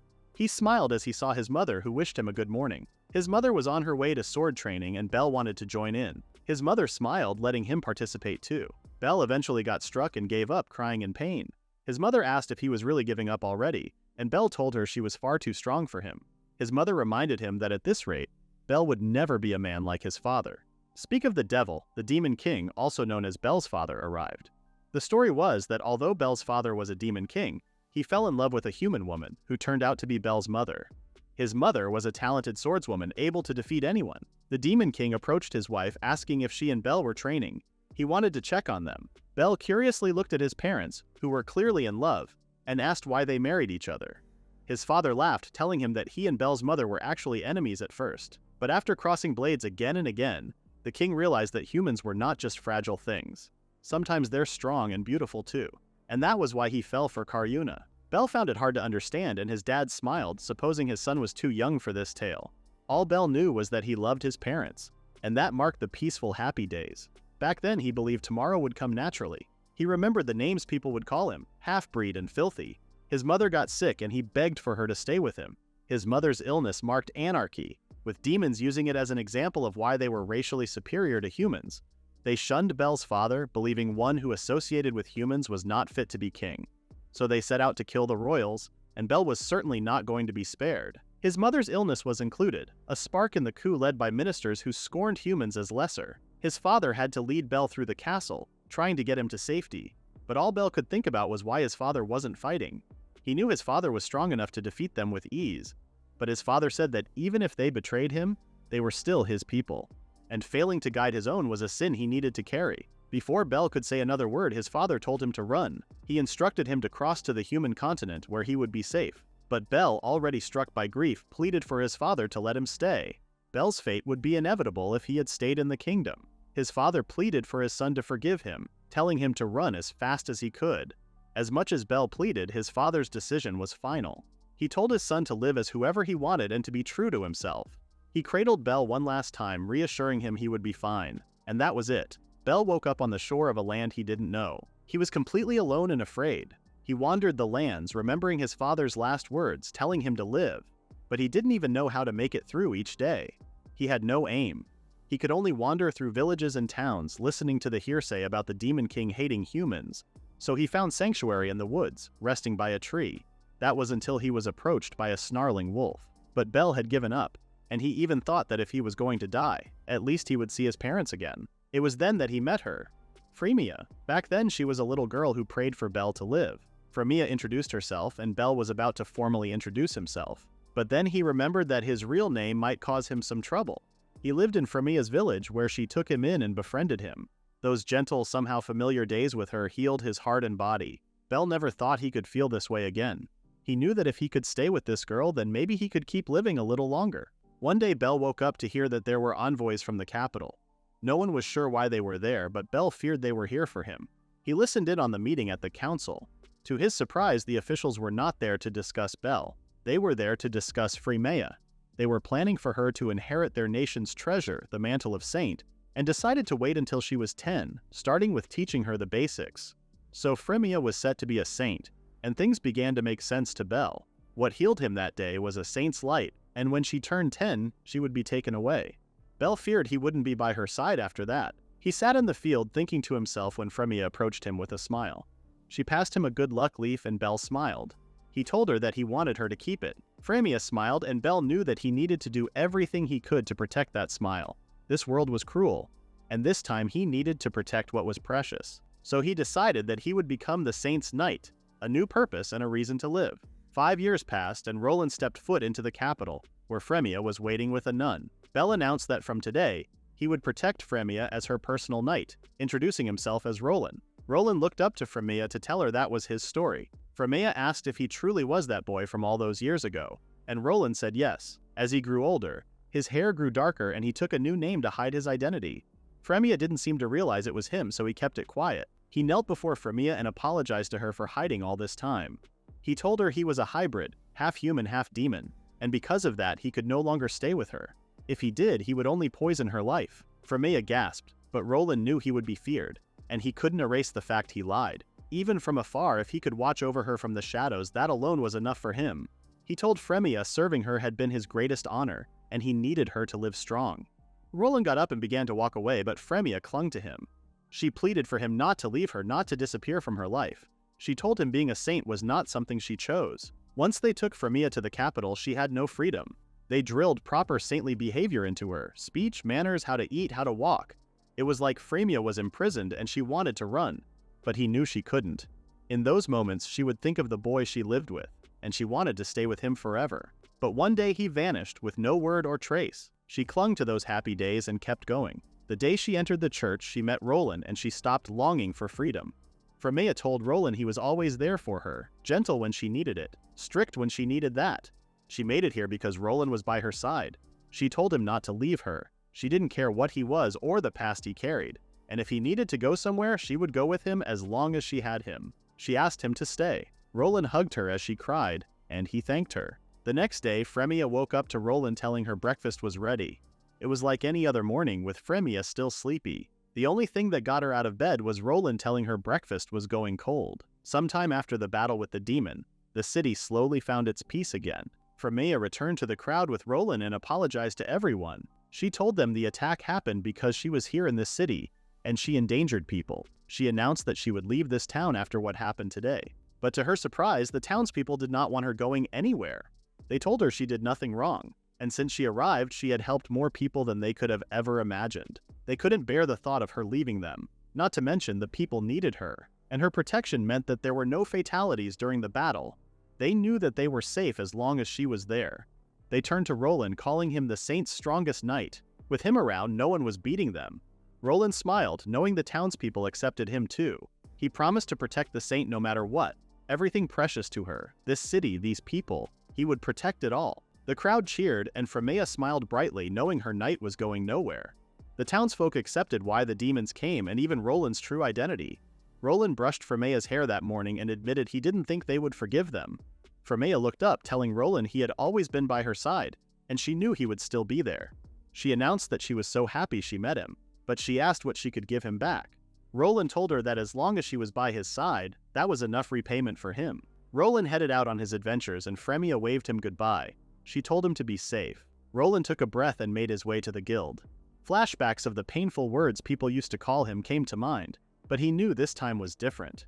He was met by his friends who smiled at him brightly, even thanking him for the other day. They praised him and told him how much he meant to them.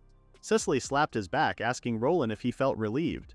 He began to stutter as she called him a softie. Mash told Roland that folks here trusted him and that absolutely nothing changed for them. But Mash did ask if anything changed for him, to which Roland smiled.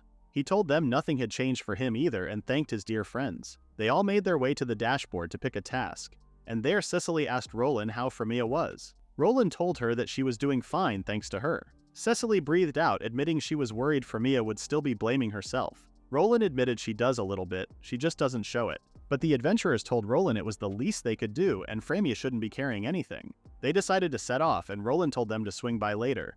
They attacked a vicious wolf, the last of a pack that was haunting the town, and their day of work was over. Mash couldn't believe how quickly Roland cleared the pack. Cicely even scolded him for trying too hard, making everyone else look useless. Roland sheepishly apologized, not even realizing how amazing he was at fighting. Roland admitted he just wanted everyone else to take it easy since they helped him so much. But they still told him how strong he was, asking if his dad taught him how to fight. Roland told them his father taught him magic and his mother taught him swordsmanship. He told them his mother was human, and she was very strong in close combat, maybe even stronger than his father. Mash asked Roland what his mother's name was, and Roland told him Karyuna. Mash gasped, asking if he was talking about Karyuna, the sword princess, also known as the strongest in the world. They could now understand why Roland was so good. But Roland knew one thing. He was nowhere near his mother's level. The others shrugged. If he was all right, then they were all weeds. Mash asked Roland if he could teach him swordsmanship. He figured he could get a bit stronger that way. Mash felt guilty that he couldn't do much during the battle and didn't want to freeze when it counted. Luna then stepped forward asking if Roland could teach her magic too, not to mention Cecily, who was already winking at Roland. The gang told Roland they wanted to stay as his teammates, and next time he needed to fight, they wanted to stay by his side. They also wanted to protect Frémea. Roland looked at his friends, completely lost for words. He smirked, letting them know his training style was tough. The others cheered, telling him to bring it on. Roland wasn't joking when he said his training style was intense. The entire gang lay defeated on the forest floor. Roland smiled, telling his friends they would call it a day. Cecily told everyone she felt like dying, and Luna commented on a real demon drill sergeant. Roland smiled, reassuring them that they had at least gotten stronger. Mash turned to Roland and told him they should all go and get drinks tonight. Roland was confused about why Mash was suddenly asking him to hang out. Mash explained he had held back before because Roland was Frémea's guard. There was a wall between them, but now that they knew who he really was, that wall was gone. So they wanted to have some fun tonight. The girls were in on the idea and suggested they invite Frémea too. Roland told them he appreciated it, but she had only just turned 20 and wasn't used to drinking. But he was quickly interrupted by Mash, who suggested they do it at the church then. He would bring drinks and food, and Cecily even suggested Roland do the cooking. Talk about inviting yourself over. Roland smiled and told them they were welcome. So Frémea was met by a pleasant surprise when Roland returned with the whole squad. It was quite the occasion, and Roland decided he would put his heart into hosting them with a side of thank you. He cooked up a storm, and the feast looked incredible. His friends gasped, seeing the delicious platter in front of them. It felt like they were in a restaurant. Frémea smiled, telling them Roland was ace at cooking. Roland thought to himself how this was the very first time he had cooked for anyone besides Frémea. He told everyone to eat up, and then suddenly Cheshire transformed into human form for the occasion. Roland smiled as he looked at all his friends enjoying his food. He never thought a day like this would come. Mash wrapped his arm around Roland, telling him he was so glad he met Roland and Frémea. Cecily laughed, reminding Mash he was drunk. Mash asked why they decided to come to this city, and Frémea looked up, asking Roland if he had told their friends the story. Cecily admitted she had heard what happened, as did Luna, so Mash was the only one in the dark. Roland smiled, reassuring him they would tell him now. Roland admitted they were never aiming for Urias at first. When they fled the capital, Roland asked Frémea if there was anything she wanted to do. They were finally free and could go wherever they wanted. Frémea smiled, telling Roland she wanted to go back to her hometown. She wanted a quiet life, just like when they were kids. So they arrived at the town, which had completely changed over the years. There was a major development project turning the quaint little town into a bigger city. The original villagers were relocated during construction, scattered to who knows where. Frémea looked disappointed and asked if they could leave. This wasn't the place she wanted to settle in. After that, they left the country and traveled. No place felt right, so they kept moving. Just when traveling forever sounded like the plan, Frémea and Roland arrived in the next city, Urias. Frémea loved it, and they spent the day looking around. They tied their horse up, looked at the coast, wandered through the streets, and even met some cute kids. They both really liked the place. Suddenly, there was a scream. A horse had gotten loose and was rampaging through the town. Roland rushed to help, grabbing the horse and calming it down. Frémea saw a child crying in pain. He had gotten hurt in the incident, but luckily Frémea was there to heal him. She prayed for the kid, healing his broken leg in minutes. Frémea turned to Roland, who smiled at her for helping. But of course, her powers attracted a crowd of many who were in disbelief. They couldn't believe a saint had come to them, and soon Frémea was met with dozens who asked for her help too. The injured boy's grandpa took Frémea and Roland away from the crowd. He thanked them for saving his grandson, but Roland asked why people were talking about waiting for a saint. Grandpa explained that about 20 years ago, here in Urias, the saint of the Clerica kingdom and her priest lived in the church on the hill. Frémea was shocked to hear there were saints outside the country too. Grandpa continued to say that they vanished without a trace, and people were hoping they'd return, so they thought Frémea could potentially be connected to them. It was then that Frémea was hugged by the child. He thanked her for healing him. Frémea was so shocked that the kid thanked her, since it had been years since anyone had shown her any gratitude. She didn't know how to react. Grandpa asked Frémea and Roland how long they were planning to stay in the town. Roland told him they didn't know, as they were travelers and hadn't found a place to settle yet. Grandpa offered for them to stay in their city, even for a while. Roland looked at Frémea, who smiled. She said yes, this city felt right to her and she could sense they were welcome. So Roland agreed and told the man they would be in his care. Soon after, they moved into the church. It was only meant to be temporary, but Urias was even better than they imagined. Before they knew it, they wanted to stay. Mash asked if it was true that they weren't planning to stay here from the start, and Roland agreed. He admitted they imagined themselves moving on after a bit. In other towns, after a while, the wrong kind of people would start sniffing around Frémea. The girls accused Roland of being just like those people, jokingly. Frémea explained that most people are kind when they hear about a saint, but some have bad intentions. But she had Roland to protect her, and people here were kind and decent. So thanks to that, they could live in peace. Mash was confused. To him, that kind of life was normal, but Roland let him know that not everywhere had the relaxed and kind culture Uraeus had. Mash smiled, calling it a reason why they should celebrate. He told Roland to drink up, as he and Frémea were Uraeus folks now. Frémea giggled, making Roland blush. He admitted that he was really glad they settled here. Surrounded by kind people with friends to laugh with, he could picture them staying here, and someday only good memories would remain. He knew a day like that would come, and that was how much he loved this city. Meanwhile, in Clarica, Princess Iris turned to her attendant.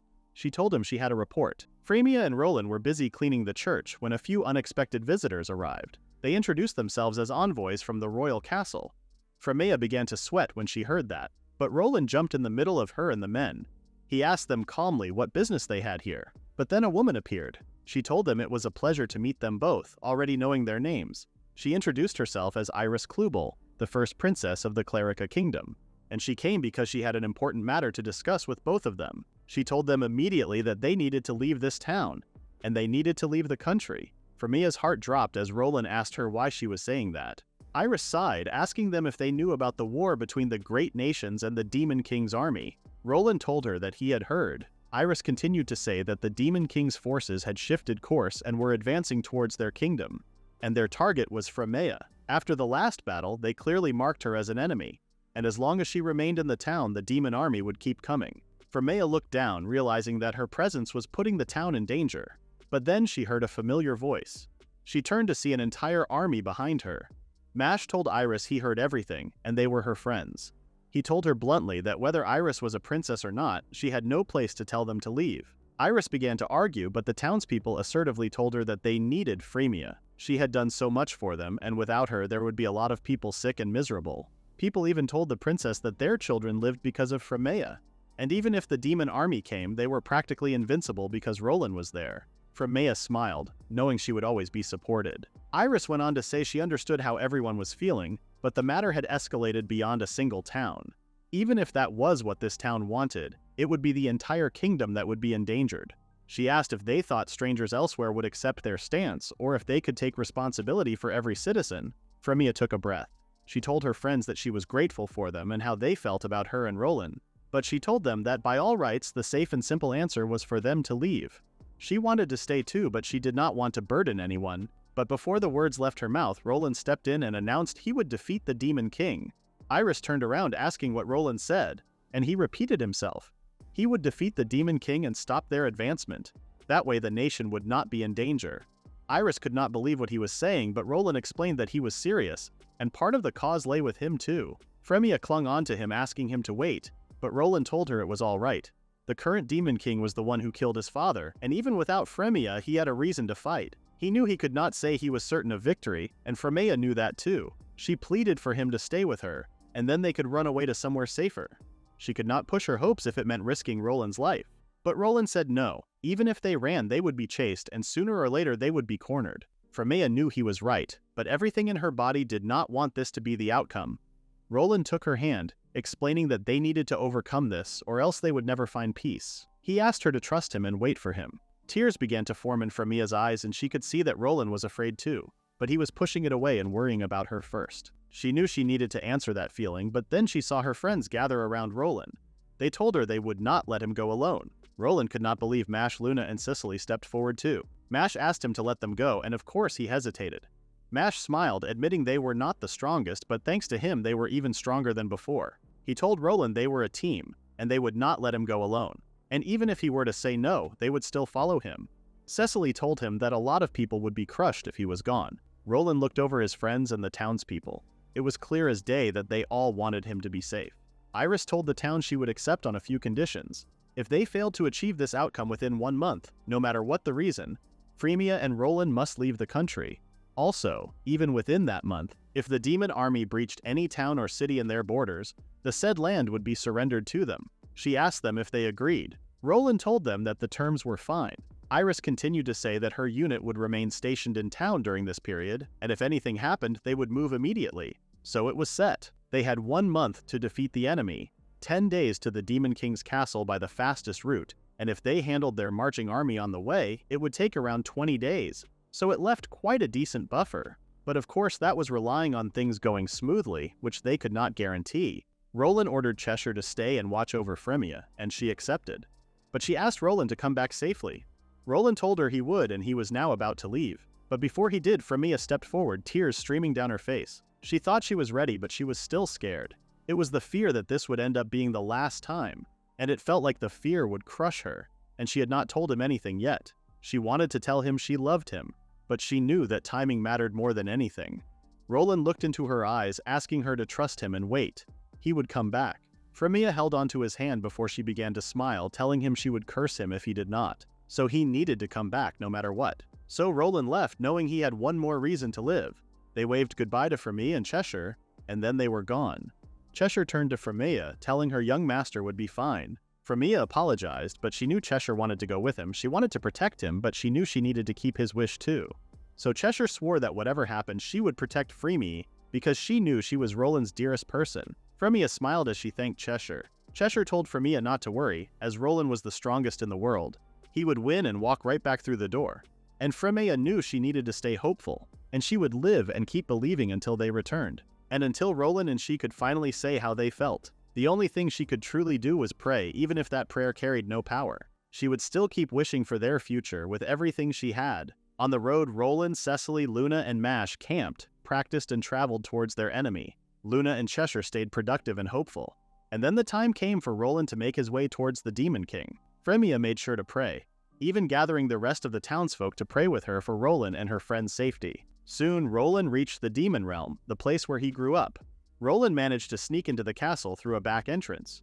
He whispered for the others to follow him, and Mash found it crazy how they managed to slip in without a hitch. Although the girls knew it was good as they could save their strength. Mash asked Roland if he remembered every back route, and Roland knew it looked the same as back then, which was a relief. It had been over 10 years since he lived here, but life in this place was still vivid in his mind. Not just the happy moments, but also the moment he lost everything. As long as that fire burned in his chest, he would not forget that day. So they headed straight for the throne room, but as they turned, they were met with a demon. It hissed how naive they were, thinking they had not been noticed. Mash breathed that it was an ambush. The demon smiled, telling them here was where they would meet their ends. But Mash did not let him step forward. He took out his sword and yelled for Roland to go ahead. Roland cried for Mash to wait, but Mash looked him in the eye and told him to go. They had his back. Cecily took out her bow, firing arrows through the demons' heads. She told Roland they would be fine and he should go and finish this by taking down their boss. Roland turned and told them he would be counting on them. He told them not to die, and Mash laughed, telling him they never would. Cecily told Roland to worry about himself and leave the rest to them. But as Roland tried to escape, a demon reached for him, so Mash turned, chasing after the demon. He told it that it was time to show them what stubborn humans were capable of. Roland managed to escape, and all he could think about were the same 3 people: his mother, his father, and Frémea. He knew he needed to keep his promise. Roland ran into the throne room and he was met by a sinister voice. The Demon King told him he did not expect Roland to come. He sat up, telling him it had been a while. The Demon King was called Lucifer, and he was the former aide to the late Demon King and the architect of the coup. Roland told Lucifer he was here to end him, but Lucifer told him that was impossible. Roland had faked his death and run so he would not know this, but the one who struck down his father was him. But Roland told him that was all the more reason. He took out his sword and fought Lucifer heroically. Lucifer told him this would be where he would die. They continued to fight, and Roland was suddenly pushed back by Lucifer, who came charging towards him. He hissed that among demons, superiority was decided at birth. Highborn to low, their gifts were on different planes. Mana reserves, magical instinct, physical durability. In all of it, none ever stood beside him. Except for one person, the previous Demon King. Lucifer did not plan to betray him from the start. He admired the king's talent and charisma, but he lacked ambition. For a ruler, that was fatal, so Lucifer reminded him. He continued to torment Roland, telling him that his father was not worthy of his title. Roland swung his sword, but nothing would stop Lucifer's cruel words. He told Roland his father refused to learn, and he started treating humans as equals. It was unforgivable. He struck Roland across the chest, and Roland breathed out in pain. The last Demon King was cut down. But Roland was stronger than most demons by blood, but he was still a half-breed. So like his father, Lucifer planned to bury him with his own hands. He raised his sword and held it to Roland's head. Lucifer told Roland it was time for him to say goodbye. Roland smiled, looking Lucifer in the eye. He snarkily told him that he was weaker than the last demon king. Lucifer was confused by Roland's words, asking him if facing death had rattled his brain. But Roland was being honest. He held his head up to tell Lucifer he was keeping up with him. Lucifer told Roland not to be absurd, he could not even read his own condition. But Roland argued that if Lucifer was truly stronger than his father, he would already be dead. The fact he was still standing meant that Lucifer did not measure up. He announced that his father could have stood against every demon in the netherworld alone. He never wanted to fight their own kind in the first place. And Roland knew this demon had not even fought with him. He knew his father would have wanted to talk and make peace. Otherwise, he could never have lost to Lucifer. So Roland told Lucifer he was a coward. Lucifer was clearly affected by Roland's words, asking him if he wanted those to be his last words. But Roland was not done yet. He had one last thing. His magic did not match his father's, and his sword could not reach his mother's, but even so, put them together and he would be the strongest. Roland held up his hand, illuminating the room. The demon could not believe what he was seeing. The sword that dropped into Roland's hands was like nothing he had ever witnessed. Roland took the sword and fought for his life. The demon king was knocked back by Roland's inexplicable strength, and then Roland said the words for the thunder to pierce his enemy. Lucifer tried to push Roland back, but Roland was not giving up anytime soon. He told Lucifer he was the saint's knight and he did not lose. Suddenly, Frémea woke up in a sweat. She had a dream and it stopped her from sleeping again. At breakfast, Cheshire asked Frémea if she was all right. She noticed Frémea had not eaten much and she looked super pale too. Frémea apologized. She always loved eating, but the longer time passed, the harder it was for her to swallow. Since the update stopped, bad guesses and nightmares would fill her mind. Waiting and doing nothing was much worse than she imagined. Cheshire looked super worried over Frémea, so Frémea faked a smile, telling herself it would be okay. She decided she would believe that Roland would come back safely, so she called for Cheshire to open the church since someone out there might be waiting with a heavy heart. Cheshire told Frémea not to push herself too hard, and that it was okay for her to rest at times like this. But Frémea knew she was not alone in feeling anxious, and she was the saint after all. If she slacked off, Roland would scold her the second he got back. When she opened the door, she was met by two smiling children who called her name. Frémea rushed into the town to see what all the noise was about. She looked frantically to see a horse and group had returned. It was then that she saw the face she had been longing to see all this time. It was Roland. He approached Frémea with a huge smile. He was home, and he kept his promise. As soon as Frémea caught her breath, Roland reached into his cloak to pull out a box. He asked her to accept what he was about to give her. It was a ring. Roland smiled, explaining how he bought it with the necklace the same day. Roland looked Frémea in the eye and told her he loved her. He slipped the ring onto her finger, and Frémea's eyes began to fill with tears. She told him with a smile that she loved him too. Roland took hold of her head and pulled her in for a hug. All she could think about was how Roland was alive, and they still had tomorrow and a future that kept going. A future where the two of them could keep on smiling. When Frémea got back to the church, she admired her ring in the sunlight.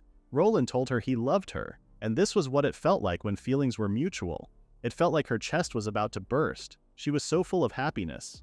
Roland approached her to ask her if something was the matter, and Frémea had to admit that it felt like everything was too normal. She asked Roland if he liked her, and Roland told her of course. He loved her. Frémea told him she did too, but why was his attitude and their routine exactly the same? She understood that their day-to-day would not change as they had work as saint and everything, but the way everything was the same as before. Frémea told him that they both confessed, so maybe there should be some other things in the mix. Roland smiled, telling Frémea he understood how she felt, but people were watching them. Frémea looked out the window to see dozens of girls cooing at them as they spoke. Roland laughed. It was thanks to his grand confession that they were etched into a lot of memories now. And according to Sicily, in just a few days the rumor spread to the entire town. They were now the town's top couple, and there may or may not be a romance short story based on them. Of course, Frémea was super happy, but all the attention was quite embarrassing. Roland apologized, but Frémea told him it was not his fault. But deep down, she did want a little couple time. So later that night, Roland told Frémea to hold off on her shower for now. She asked him why, and he told her the stars were especially beautiful tonight, so they should go on a night walk. Frémea could not believe it. She and Roland alone on a walk? It basically sounded like a date. They walked through the town, and to Frémea's disappointment, there were still people out. But Roland told her not to worry, and to leave it to him. So he swept her up into his arms, making everyone even more intrigued. He carried her away, telling her to open her eyes. It was there that she saw they were above the clouds. Roland told Frémea that no one could bother them here. and it felt like they were sandwiched between the night skies. Roland told Frémea he felt the same about this morning, and they realized they were always the same and their feelings were in alignment. The way they looked at each other was deeper than before. Roland told Frémea they could take it slow, and she agreed. It was then that Roland kissed Frémea, his hand resting gently on her shoulder. From then on, Frémea knew that business as usual was not that bad. The next day, Frémea woke up early to do her hair. She rushed down the stairs, brightly wishing Roland a good morning. Roland was stunned to see her up so early, especially on her day off. Frémea smiled, asking if it was rare, her getting up on her own. Roland agreed, saying he was about to check the weather for flying pigs. Frémea asked him if it was really that surprising, but the truth was that she woke up giddy from last night, but there was no way she was saying that. Roland asked her to give him a moment and he would have breakfast ready in no time.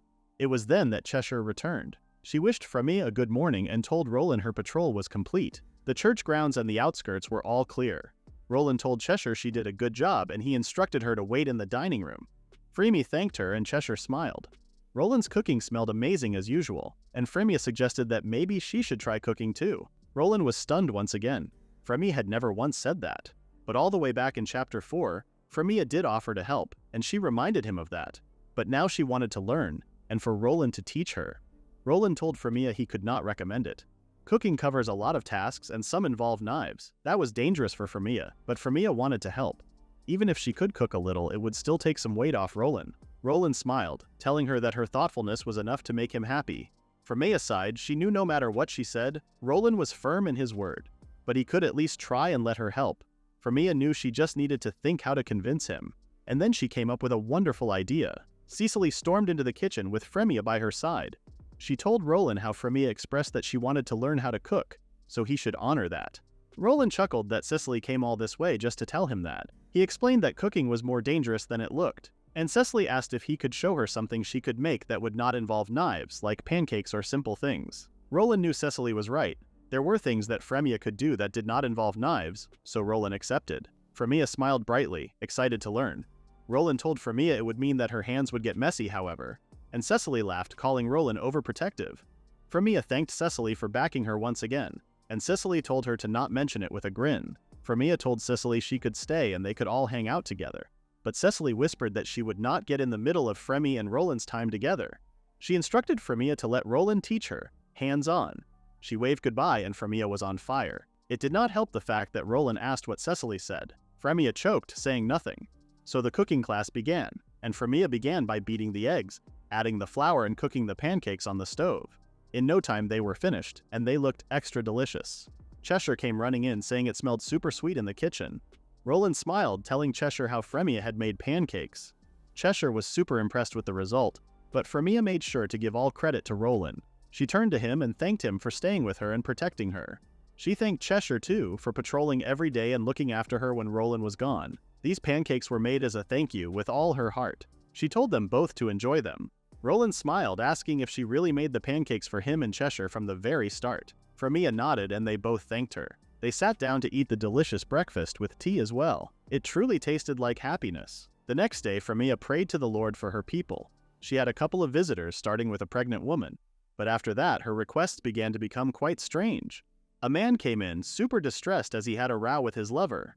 A girl came in to ask both Frémea and Roland for advice on how to confess to the boy she had liked forever. And another boy came, explaining how his childhood friend got a marriage offer, and he finally realized he loved her. He did not know if he should confess or not. After the difficult day, Frémea breathed out that she was finally done. Roland reminded her he was still here, so she could not let her guard down yet. But Frémea winked at him, telling him he was special. Roland chuckled. It was flattering but complicated at the same time. He offered Frémea his hand and told her he would make a start on dinner. Frémea began to eat, telling Roland how it felt like more people were visiting lately. Roland told her it was probably because of that rumor. Top couple in town and destined lovers. Word spread beyond the city apparently. Frémea cringed, asking Roland when it should calm down. It was nice to be busy, but tomorrow would be quite rough as well. Frémea sometimes wished she had a second body. She asked Roland where the other saints were aside from her. She knew she could not clone herself, but if there were another saint to support the people, it would definitely help. Roland chuckled over Frémea's silly thoughts before telling her he needed to head out on his duties now. Frémea told him to be safe and to not overdo it. Roland embraced her in a tight hug, and Roland reminded her he would never leave her alone. Frémea smiled, telling Roland she believed him. And of course, Cheshire was the first to tease them. Roland made his way into the town, and he was greeted by his friends. Mash explained to him what today's job entailed. It was a special request from the next town over, a bandit hunt. A notorious bandit crew called Lizard's Tail was fleeing towards areas. They had been active 5 years now, getting bigger every year. Even the kingdom was struggling with them. And their target was one of their subunits. Rescue was part of the job as they dealt in trafficking too, so there was a high chance of captives. Roland knew this was something they could not overlook. They made their way into a forest which was known to be a monster-infested danger zone. Cecily asked if they were sure about this route. Mash agreed. A little further was an old abandoned road that skirted the city, so if they were moving bulky goods, they would probably use it. Meanwhile, the suspects sped across the road, annoyed over how bumpy it was. Another man grinned, asking if he wanted to pick a girl and have some fun before they arrived. They discussed how no one would find out. But then, fortunately, Luna came to the rescue. She bound the men with her powers. The men called out that they were getting ambushed, but they did not stand a chance against Roland, Mash, Cecily, and Luna. They worked hard to fight the gang, and in no time they were all tied up. Mash smiled, telling Roland it was easy work. Roland was super happy to see all of his friends had gotten so strong. Luna and Cecily laughed, accepting the compliment. The group stepped into the carriage, and they found that it was empty. But Roland knew they needed to keep searching. It was then that he saw 3 sleeping captives. It looked like they were put to sleep with magic, which would explain the silence. Cecily and Luna checked the other wagons, and Mash helped Roland with the current victims. He called for Roland suddenly. Roland rushed over to see Mash looking over one girl. She had a mark which meant she was a Saintess. Mash picked her up and Roland looked closely. He knew that this girl was the real deal. Cecily called for the others, asking why they were so slow. They were done on their side. She asked what the boys were doing with the girl, and they insisted that it was not how it looked. Cecily could not believe that one of the victims had a saint's crest, but Roland told her that it was the same as what was on Fréméa's chest. Cecily raised an eyebrow. Fortunately, most of the captives woke up soon, but Luna approached the rest to let them know that one girl would not wake up. It was the Saintess. Roland tried to dispel it after Luna could not, but he too could not seem to wake the girl. Mash wondered if it was magic after all that put the girl in such a deep sleep. Her crest and everything seemed different. Roland decided they should take her to Frémea. Meanwhile, Frémea peeked out of the window. She was super stressed as Roland was late. She worried that something had happened to him. But Cheshire reassured her that nothing bad would have happened to the young master. And suddenly, they saw a figure approaching. Frémea rushed out, knowing it was Roland. She was super happy to see him, but her heart dropped when she saw another woman being carried on his back. Roland began to explain to Frémea, but she had already told Roland to return her, to take her back where he found her. Roland pleaded for Frémea to calm down, telling her this was not what she thought. Roland placed the girl onto the bed and Frémea inspected her chest. It turned out that it was a saint's crest, and Frémea could feel the same power as hers. She told Roland there was a faint light of blessing on her.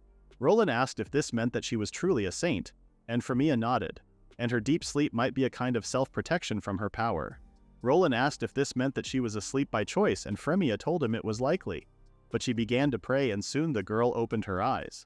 Roland smiled, happy to see that the girl was alive. And it was then that Frémea and him saw the resemblance, with golden hair and blue eyes. Roland asked her if she was all right, explaining she was safe and within a church. The girl appeared confused at first, but the moment she locked eyes with Roland, she went in and slapped him as hard as she could. Frémea began to panic as the girl asked who they were and where she was. The girl began to sob, asking what had happened. Frémea quickly reassured her, telling her they would not hurt her. She explained that the bandits had captured her, and Roland was the one who rescued her. Frémea told the girl she was safe, and that she was inside the church of the city of Uraeus. The mention of a church made the girl relax, and Frémea introduced herself as the saint of the church, and Roland as the pastor. Roland smiled, telling the girl he was happy she was awake. Frémea was impressed that Roland was still perfectly kind and a gentleman, even after the girl attacked him. But the girl looked down, clinging to the blanket. She looked super uneasy, and Roland whispered to Frémea that he suspected she was afraid of men. Frémea agreed, saying it looked that way too. So Frémea told Roland he could leave this to her. Frémea sat closer to the girl, asking if she could tell them her name. She told them it was Riel, but she did not seem so sure. Frémea then asked what town she was from, and said they could take her home if she told them. But Riel was still confused and said she did not know. She could not even tell them her birthplace. Riel explained that she remembered being asleep in a strange ruin, and she wandered from town to town after that. Then the bandits caught her. She could only remember her name. Frémea asked about the mark on her chest, but Riel did not know what she meant. Frémea explained it was a saint's crest, and she had one too. But Riel was not even aware of what a saint was. Luckily, Frémea explained very well what a saint was, a woman who could pray to drive out evil and heal people. But it was obvious the girl did not know, and Frémea knew she could not help Riel remember her past. She asked Roland what they should do. They decided for now to ask around the town. Uraeus got a lot of travelers, and someone might know something. He instructed the girls to stay at the church, but Riel continued to look blankly at Roland. Frémea asked Riel if she was afraid of men, and Riel said yes. Bad men caught her, and that was all she remembered. Frémea looked down, knowing this was trauma. Roland also looked super guilty and sad to hear that, even offering to sleep outside. But Frémea told him it was fine. She told Riel Roland was the kindest man in the world, so she did not need to be afraid of him. Riel eventually calmed down. She apologized for troubling them, but asked them to take care of her. She even apologized to Roland for hitting him. Roland grinned, telling her it was no problem. That night, Frémea stayed with Riel in her bed, and Roland and Cheshire headed out to the garden to speak. Roland asked Cheshire for her opinion on Riel, and Cheshire knew that since Riel was a saint, she definitely was not a bad person, but there was still something suspicious about her. Roland knew he was the one to save her, so he could not just abandon her, but he also knew he needed to keep an eye on things. He instructed Cheshire not to let Riel out of her sight when he was not around, and within reason to dig up anything she could about her. Cheshire told Roland to leave it to her, transforming back into a cat. Roland knew he could always rely on Cheshire's help. He wandered back into the church, realizing how chilly it was getting. Autumn had already come and time really did fly, but suddenly he sensed a presence. Then he saw Riel. She sprinted toward him to attack, kicking and punching him. But of course her strength was nothing compared to Roland's. He took her wrist and told her he had already been slapped twice today, and he was not taking a third hit. Riel called him a scumbag and told him to let her go. Roland suddenly saw that Riel's eyes had changed color completely. Roland told her he was not a bandit, and Riel told him he was lying. She was confused again, not knowing where she was. Roland explained again that this was their sacred church, the place he and Frémea lived. Roland told the girl she was not Riel. If she was, then she was either controlling or hiding her true self. If she was an enemy to Frémea, Roland knew he would show her no mercy. Riel asked him how he knew the girl, and he said he spoke to her earlier during the day. It was then that the girl told him she was Lil, meaning Riel had two personalities living inside her. She smiled, asking if he was truly the one who saved them. She apologized for jumping the gun. They sat down for some tea once things had calmed, and Lil explained that Riel was lonely and scared. She could not stand being alone, which was why the second personality formed. She did not fully understand how it happened herself. He asked Lil if Riel knew about her, and Lil told him no, so he asked her when exactly they switched. Lil explained that it was mostly when Riel slept and also when her mind was under heavy stress. That afternoon some weird power put her to sleep, and Roland explained it was a saint's power that did that. Of course, Lil had no clue what that was either. Roland asked Lil if she remembered anything about her birth or home place, but sadly Lil did not. As far as she knew, she came from Riel, and there was no way she could know more than her. Roland felt disheartened, still not knowing anything about Riel. Lil asked him about himself, and Roland began by telling her he was Roland, and that names mattered. He told Lil she had a name too. Lil asked him what he was going to do with them, and Roland told her he did not have a clue. But then Lil assumed the worst, thinking Roland would probably sell them, something he quickly denied. He was thinking of sending them home, but they had zero clues, so for now they could stay there. For Roland could never abandon people in trouble. Lil wanted to stay as she knew she and Riel had nowhere else to go, and if she were to leave Riel alone, she would get grabbed by creeps again. Roland smiled, telling Lil he understood, but her memories were fragmented and there were parts missing. Lil agreed. They had some memories, but if Riel panicked, things would get shared. Even when Lil tried to sleep, she would be loud, almost like she was begging her to help. Roland understood, but he asked if anyone else knew she existed. Lil told him no one else did. He asked her not to tell anyone else, especially not Frémea. He did not want her to worry, knowing she was too kind. And he also had a bad feeling this would get complicated. He could not let her get dragged into this, especially since they had only just gotten their peace back. He did not want to make her anxious again. Lil accepted, explaining that Riel was already fragile, so learning about Lil could make her even more unstable. Lil knew they needed to keep things under cover for now, so they both agreed that when she spoke to Frémea as Lil, she needed to act as Riel would to avoid getting caught. Lil told him she would try her best. She was surprised that Roland was kind, especially since he was a guy. Men were usually rude and gross. Roland told her that was quite biased, but deep down he knew Lil probably had some trauma too. She smiled, telling Roland it was reassuring speaking to him. The next morning, Frémea and Riel woke up equally sleepy. Roland laughed, wondering if all saints hated the morning. He made them breakfast, and Frémea noticed Roland's hesitation when he asked how they slept. He told them to eat up before it got cold. After that, they would ask around town about Riel. Riel apologized as the three walked around the town. She felt guilty that they needed to close the church that day to help her. They told her it was fine, they could not ignore someone in need, before asking Riel if it was her first time in the city. Riel did not recognize it, so Frémea grinned, excited to give her a tour. It was then that a woman who knew Frémea and Roland approached them. She was surprised to see another woman. Frémea introduced her as Riel and explained she was staying with them due to a few circumstances. The woman was sympathetic to Riel as Frémea explained, but sadly she did not recognize her. So they decided to try some other people who also said they did not recognize the girl but mentioned she looked a bit like Frémea. Not only her physical features such as her hair and eyes, but also her overall vibe too. The woman explained that with a face so striking there would be rumors going around town already. So they decided to ask travelers next, but that was no luck either. Riel felt awful, apologizing for all the trouble. But Frémea was super supportive. She stayed positive, asking Riel what she thought about Uraeus. Riel told her it was a wonderful city and everyone seemed so kind and warm. Frémea smiled. She was glad Riel liked it, but Roland began to worry. With no leads in town, they were running out of options. It was then that Frémea made a suggestion for Riel to work with Frémea in Uraeus as a saint. Riel hesitated since she knew nothing about what it meant to be a saint. But Frémea was confident in taking Riel under her wing and training her like an apprentice. Not to mention it could mean they could help more people. She turned to Roland, who smiled, telling Frémea he was up for it too.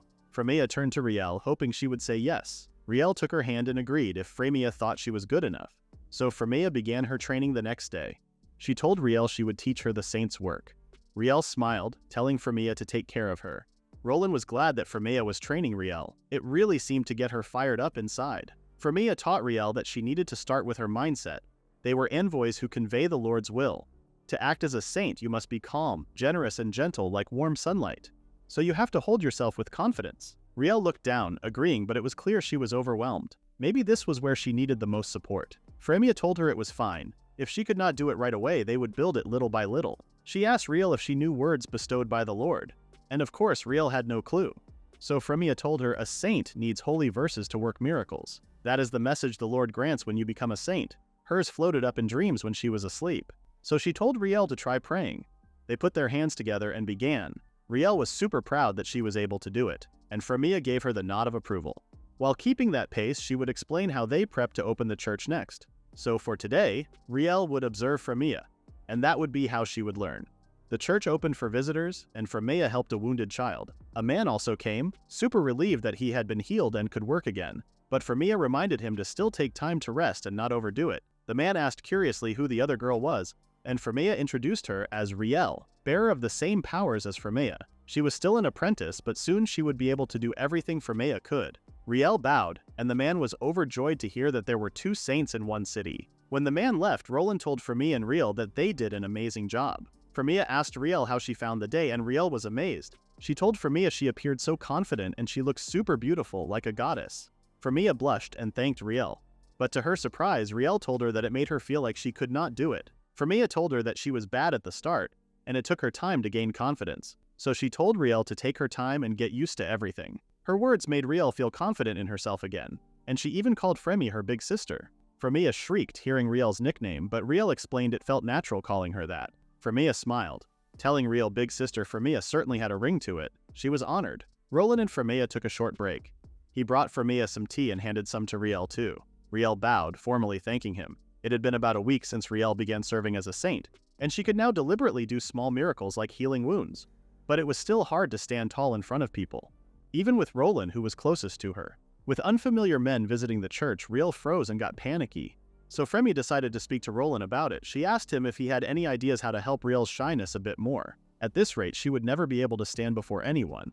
Roland agreed. For things like this, they just needed to do it the hard way, although she certainly was improving.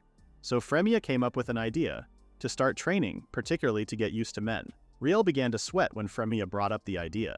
Frémea told her she noticed she was getting used to life here, but talking with people and especially facing men was hard. So firstly, they would fix how Riel would immediately avert her eyes. She would not rush her, but at least get her to the point where she could have simple conversations. This could be about anything, even breakfast or the weather. Roland turned to Riel, who immediately jumped. He asked her how she was getting used to life at the church. Riel politely told him yes, thanks to him. And Roland smiled gently. He told her to tell him if anything was inconvenient. Riel reassured him she was fine, she was just grateful that he let her stay. but she did say that if she was a burden she could leave any time. Roland told her she was not a burden. Both he and Frémea felt like there was a touch of destiny in meeting her. Riel looked up, curious as to what he meant. A woman with the same power as Frémea appeared before them, and if that was the Lord's guidance, then it was their duty to follow it. He explained that above all, he was here to protect Frémea. Riel thanked him again for saving her. She wanted to thank him, but she never found the right timing. Roland told her it was nothing, and Frémea smiled, seeing Riel loosen up around Roland. But then there was an awkward silence. Roland was not sure what to say, and neither was Riel. So he blurted, asking if the food suited her taste, and Riel was chatting again, saying everything was delicious. Roland closed his eyes and told Frémea they could call it for the day. That night, he and Lil chuckled over the day he had with Riel. He told her to be quiet, not to wake Frémea, but Lil was laughing her head off. Roland explained all about the mental training, and Lil told him Frémea really was something. Roland agreed. He told Lil Frémea could be bold and a handful at times, but that was certainly one of her charms. Lil asked if he was going to continue the training, and Roland said yes. Lil kicked back, thinking it all sounded a bit harsh. She did not think that Riel hated it. If she did, she would have switched back to Lil. In fact, this could mean that Riel was slowly but surely getting used to things. Roland looked at Riel, reassured to hear this. He asked Lil if she could use Saint powers, and Lil said no. Healing powers or miracles were a no-go for her. But there was one thing she could do. She held her hands out to show him her offensive power. A light expelled from her palms. Roland could sense a powerful energy, and Lil explained it could be used to take down beasts and send bad men flying. Roland asked if she really used something that strong on people. Surely it would kill them.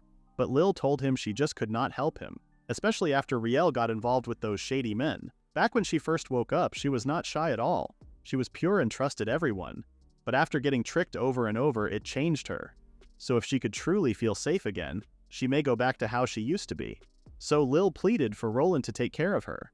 But of course, Roland already had all of that sorted out in his head. He would certainly protect them. Of course, they could never tell what may happen next, and he could not worry Frémea. But Roland truly was different from other guys. Meanwhile, Cheshire sprinted through the town, on a mission to find this information she promised Roland. Frémea held her hands against the fire, telling everyone how cold it had gotten recently. It felt like winter had come even earlier compared to last year. Frémea asked Riel if she could cope with the winter, and Riel told Frémea she was perfectly fine with it. Roland informed the girls they needed to prepare for the seasonal illness, since it was that time of year again. Riel looked up as Roland explained that around here, every winter, a nasty cold spreads.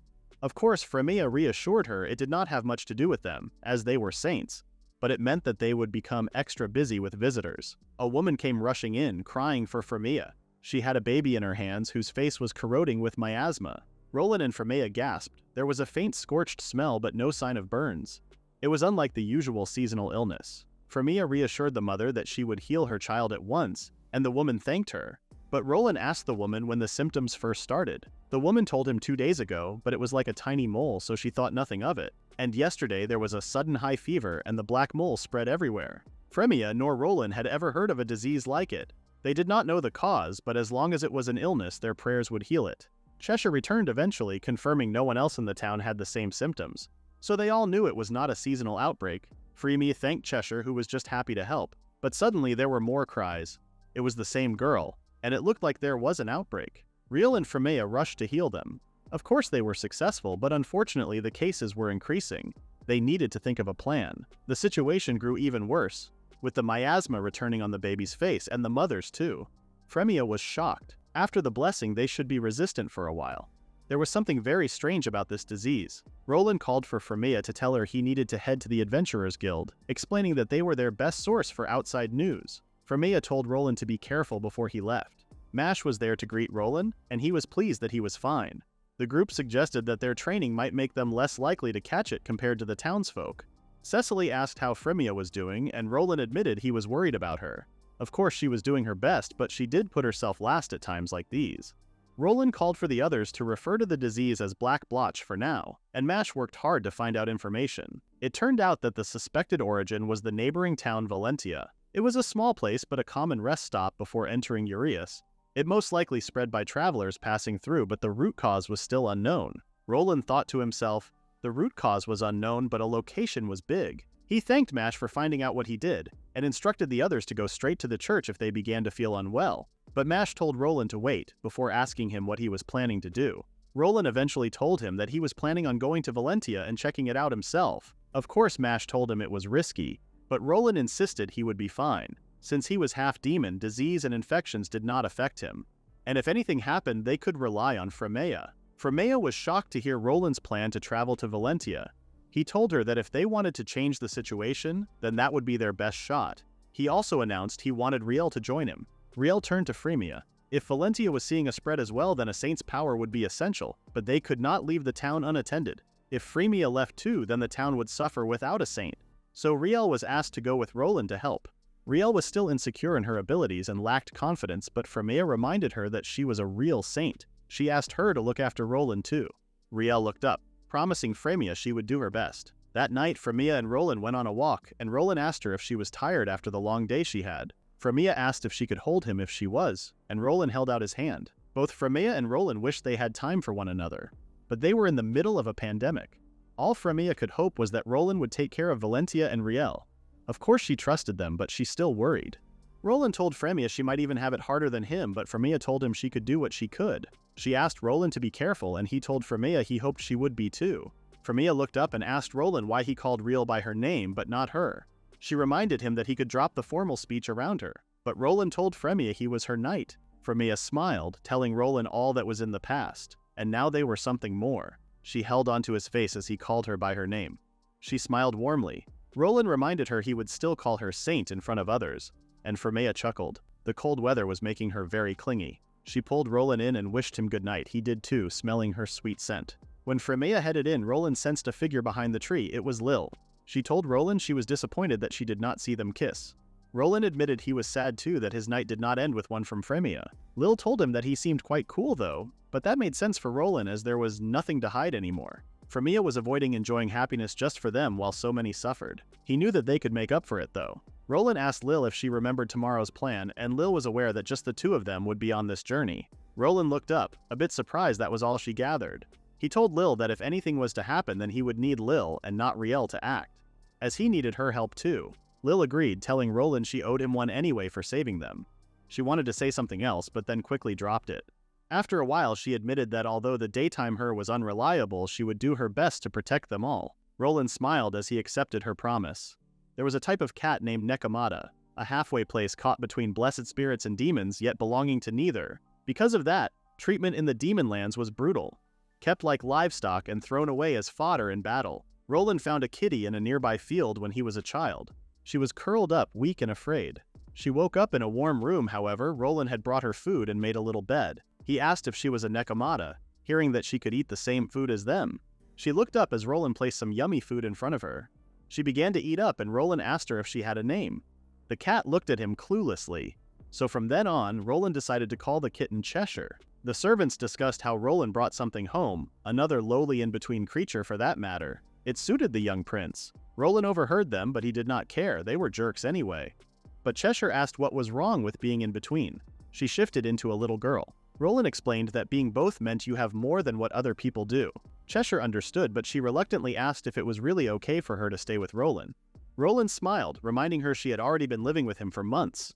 But Cheshire was super worried that Roland was being badmouthed because of her. But this was something Roland was used to. He told Cheshire again that it was fine.